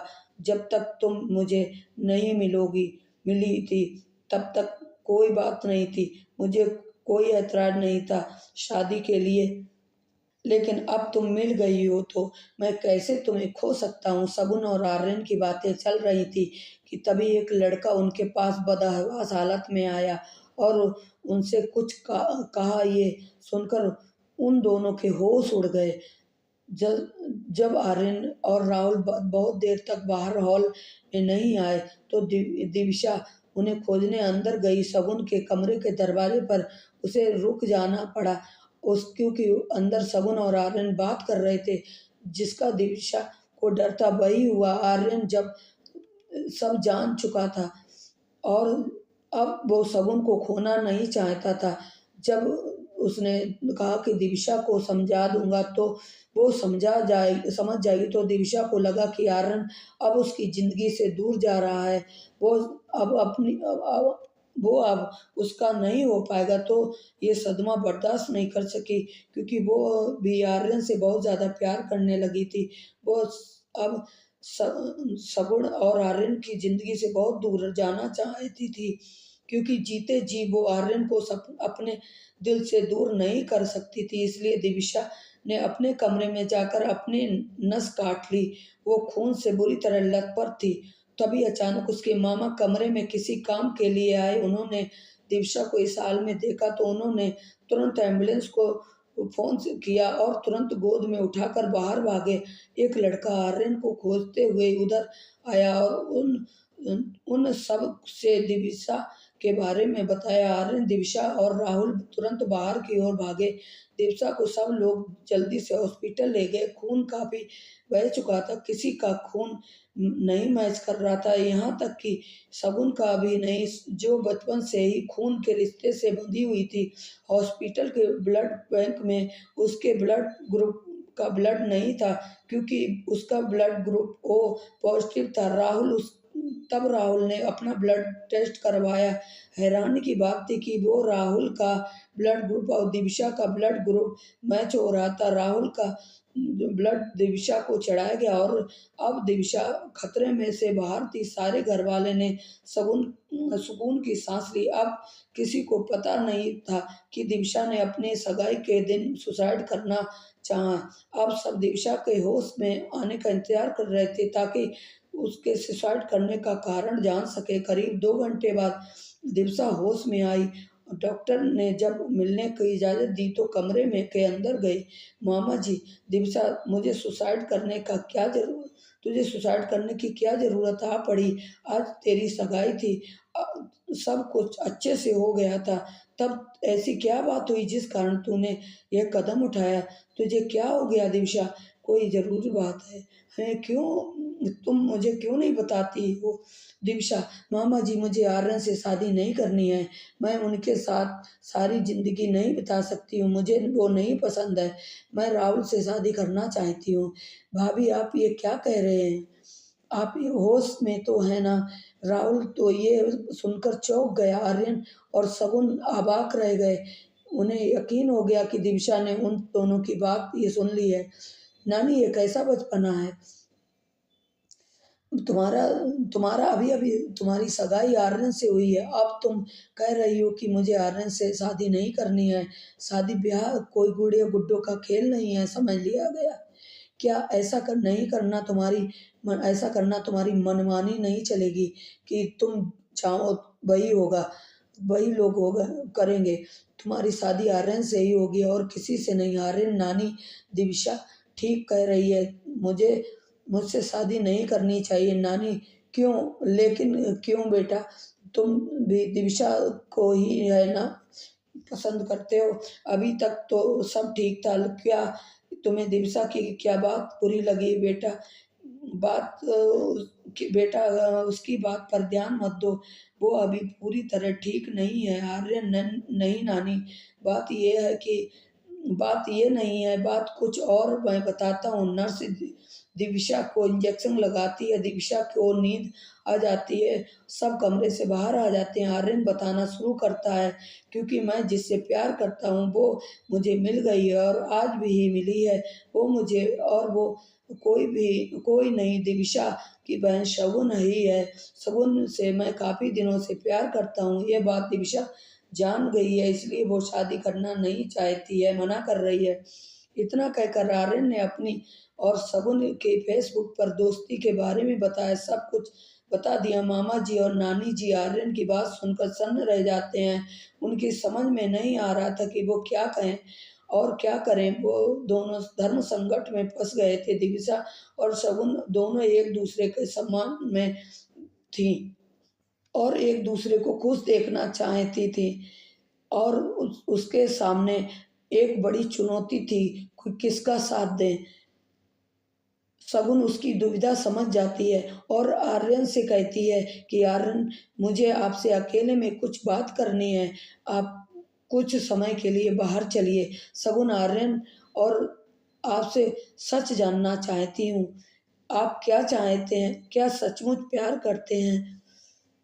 क्या सचमुच मुझसे प्यार करते हैं आर्यन? यह कैसा सवाल है खुशी। मैं तुमसे आज से नहीं, तब से प्यार करता हूँ जब से हम लोग की दोस्ती शुरू हुई है। शगुन, अगर ये बात सच है तो आपको मेरी बात माननी पड़ेगी। आर्यन, बिल्कुल तुम जो कहोगी मानूंगा, बस खुद को भूलने के लिए मत कहना, मैं नहीं कर पाऊंगा। शगुन, नहीं कहूंगी। आप मुझे हमेशा सच्चे दोस्त के रूप में याद रखेंगे। जरूरी नहीं कि हर रिश्ते का अंत शादी से ही हो।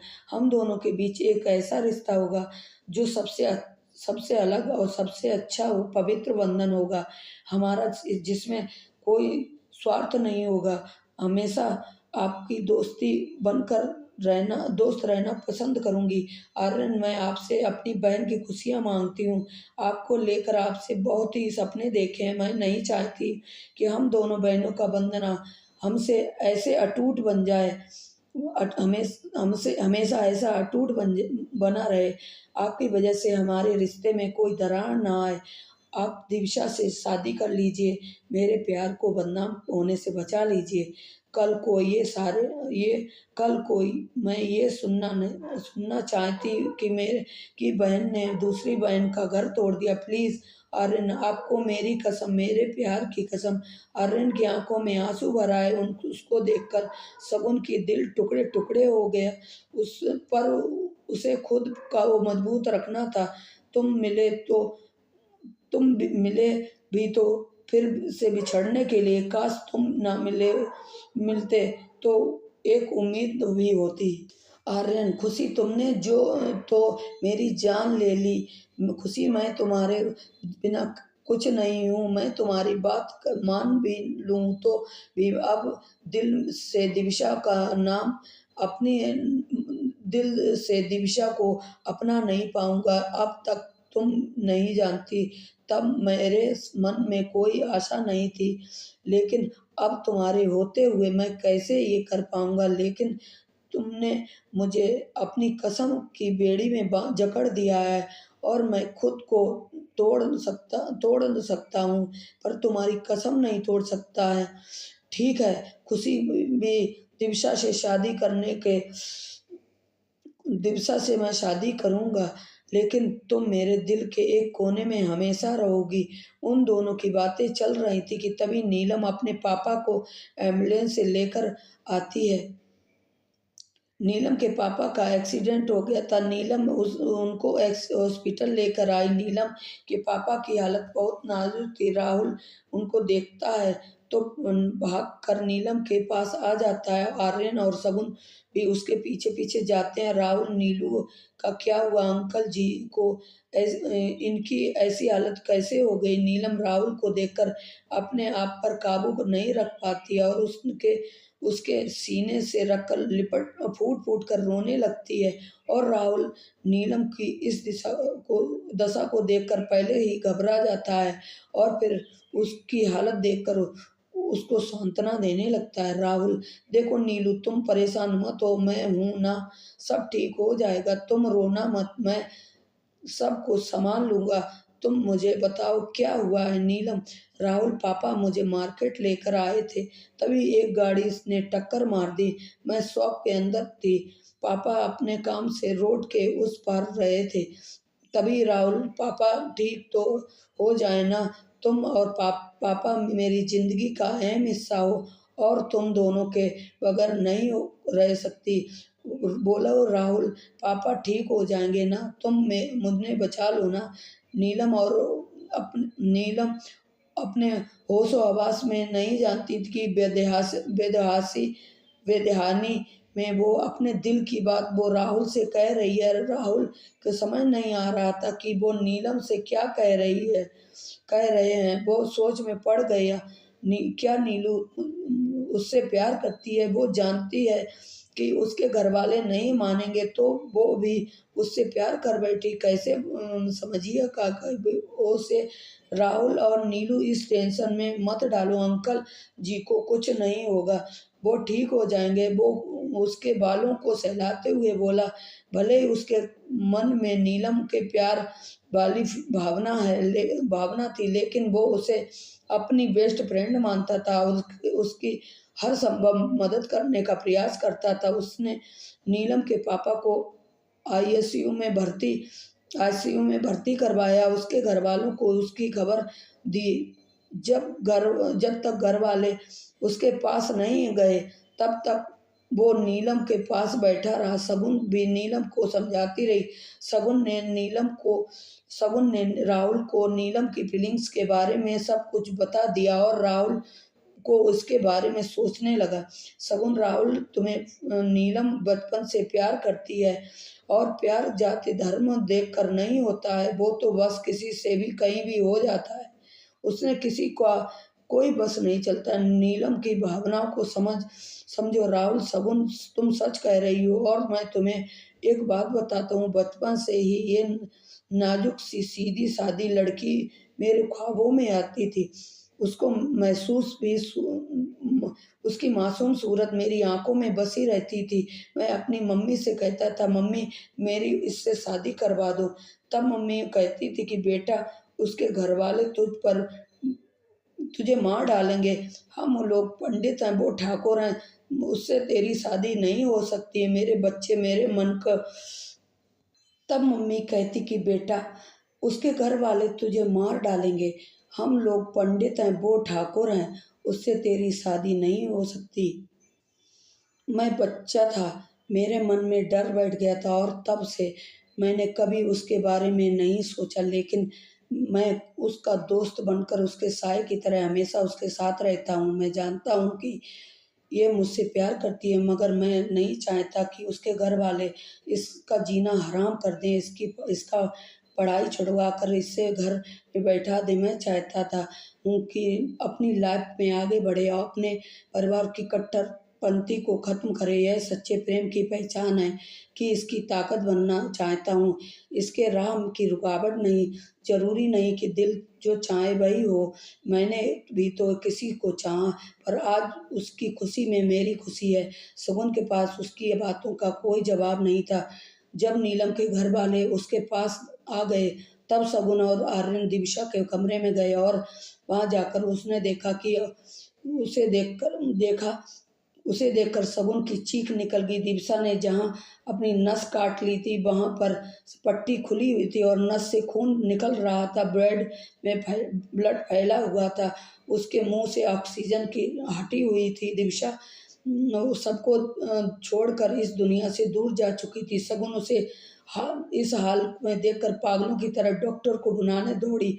डॉक्टर ने आकर उसको मृत घोषित किया। शगुन अपने होश आवास खो बैठी थी। हॉस्पिटल के उस कमरे में मानो प्रलय आ गई थी। चारों तरफ रोने की आवाज आने लगी। सब कुछ अकस्मात मौत पर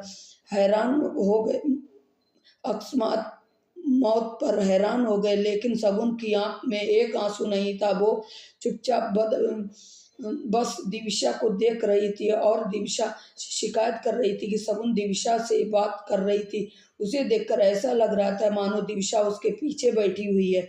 दिविशा, तुम ऐसे कैसे हमारे बंधन को तोड़कर जा सकती हो? हम लोगों का बंधन तो अटूट है था न। मम्मी के जाने के बाद हम दोनों यही तो थे, एक दूसरे के लिए जीते थे। क्या आर्यन को मुझे देने के लिए तुम मुझसे बंधन तोड़कर चली गई? क्या तुमने सही किया दिविशा? क्या तुम दोनों का बंधन इतना कमजोर पड़ गया था कि वो एक झटके में टूट गया? दिविशा, तुम्हारे लिए एक आर्यन तो क्या 1000 आर्यन कुर्बान कर सकती हूँ दिविशा। बहुत गलत किया दिविशा, मैं तुम्हें कभी माफ नहीं करूंगी। तुम मुझे अकेला छोड़ दो, क्यों चली गई? हम लोग एक साथ एक समय पर पैदा हुए, एक साथ दुनिया में आकर अपनी आँखें खोली, तो तुम्हें अकेले दुनिया में को कैसे छोड़ने का हक किसने दिया है? क्यों तुमने अकेले अपनी आंखें बंद कर लीं? जब भगवान ने हम दोनों को एक साथ भेजा था तो हम उनके पास एक साथ जाना चाहिए ना। ये कैसी नस नाइंसाफ़ी है कि तुमने इतनी जल्दी ही तुमने मम्मी के पास जाने की, मम्मी तुमसे पूछेंगी कि शगुन को तुम अकेले क्यों छोड़ चली गई हो? तो तुम क्या जवाब दोगी? बताओ, बताओ। कोई जवाब नहीं तुम्हारे पास। देखना, तुमको अकेले आया हुआ देखकर तुम्हें मम्मी बहुत डाँटेगी, तुमसे बात भी नहीं करेंगी, प्यार भी कि नहीं करेंगी। तुम देखना, तुम दिविशा, तुम बहुत गंदी हो, मेरी आँखें मेरी अच्छी वाली बहन नहीं हो तुम। जाओ, मैं तुमसे कभी बात नहीं करूँगी। शगुन का पागलपन देखकर सब घबरा गए। आर्यन उसे सँभालने की कोशिश करने लगा, तब शगुन ने उसको झटके में दूर कर दिया। मत आओ तुम मेरे पास। तुम्हारी ही वजह से देविशा मुझे छोड़कर मम्मी के पास चली गई। अब वो ज़रूर मेरी शिकायत मम्मी से करेगी। वो यही कहेगी कि मैंने तुम्हारे लिए दिविशा को छोड़ दिया, इसलिए वो मम्मी के पास चली गई। आर्यन, तुम क्यों आए हमारी ज़िंदगी में? ना तुम मेरी ज़िंदगी में आते और ना ही हम दोनों बहनों का बंधन टूटता। चले जाओ तुम यहाँ से। मुझे मुझे तुम्हारी कोई ज़रूरत नहीं। कभी अपनी शक्ल मत दिखाना। अब मुझे अब समझे तुम? आर्यन उसकी हालत देखकर डॉक्टर के पास गया। आर्यन, डॉक्टर साहब से क्या हो गया है? ये क्यों ऐसा हुआ है? डॉक्टर, इसकी अपनी बहन की मौत का गहरा सदमा लगा है। इसकी किसी भी तरह सुलाना होगा, नहीं तो ये दिमागी रूप से डिस्टर्ब हो सकती है। मैं उसकी ब, ब, उस मैं उसको बहाने से नींद का इंजेक्शन दे रहा हूँ। आप सभी लोग आगे का सारा काम कर लीजिए। शगुन को डॉक्टर नींद का इंजेक्शन देकर उसे सुला देते हैं। सब लोग दिविशा की बॉडी को घर ले जाने की तैयारी करने लगते हैं। तभी आर्यन को दिविशा के पास से एक चीज मिलती है। दिविशा अपनी जुड़वा बहन शगुन से अपना बंधन तोड़कर, संसार से जाने सारे रिश्ते नाते तोड़कर अपनी दुनिया में अपनी मम्मी पापा के पास जाती है।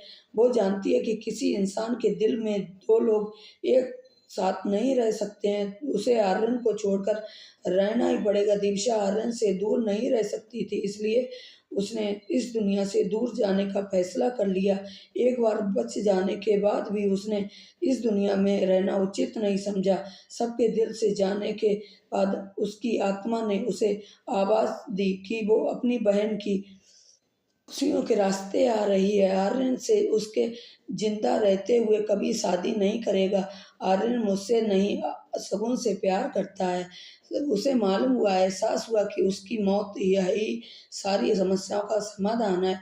इसलिए जब उसने कमरे से सब लोग निकल गए, तब उसने अपनी पट्टी हटा दी, मुंह से ऑक्सीजन निकाल दी और मौत का आलिंगन करने के बाद उसकी प्रतीक्षा करने लगी।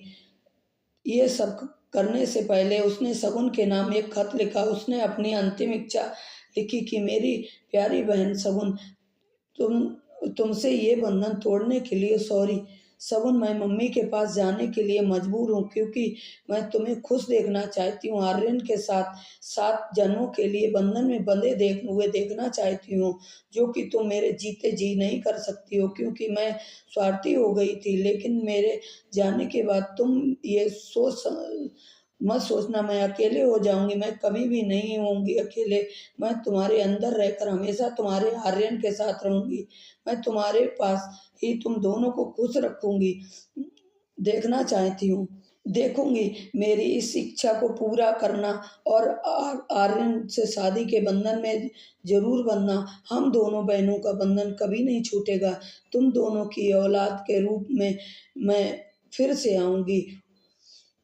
उसका नाम तुम खुशी रखना, जिसने तुम आर्यन और मैं तीनों के नाम का बंधन होगा और हमारा बंधन अमर रहेगा। दिव्या, आर्यन ना आर्यन ने को आर्यन ने को खत सबको दिखाया। सबको आंखें उस खत को पढ़कर भर आई। दिव्या का अंतिम संस्कार करने और सारी क्रियाओं से मुक्त होने के बाद सब लोग एक साथ बैठे। दिव्या की इच्छा पूरी तो करनी ही थी, तो इसकी अंतिम इच्छा थी। शगुन जब होश में आई तो उसने दिव्या का खत दिया गया। दिव्या का खत पढ़कर शगुन बुरी तरह रो पड़ी। वो किसी कीमत पर अब आर्यन के बारे में नहीं सोचना चाहती थी, लेकिन जब सब लोगों ने दिव्या की अंतिम इच्छा के बारे में बताया तो उसे मजबूरन तैयार होना पड़ा। 1 साल बाद आज शगुन और आर्यन की शादी है। नीलम की शादी उसके घर वालों ने अपने ही बिरादरी के एक लड़के के से कर दी थी। नीलम खुशकिस्मत थी कि उसे एक बहुत प्यार करने वाला केयरिंग पति मिला था, जो नीलम का बहुत ध्यान रखता था। राहुल भी जॉब की तलाश में बाहर चला गया था और इस समय एक प्रतिष्ठित कंपनी में मैनेजर के पद पर काम कर रहा था। नीलम अपने पति के विनय के साथ थी, अपनी जिंदगी से बहुत खुश थी। शगुन और आर्यन की शादी अच्छे से संपन्न हो गई। आखिरकार शगुन और आर्यन मिल ही गया। दोनों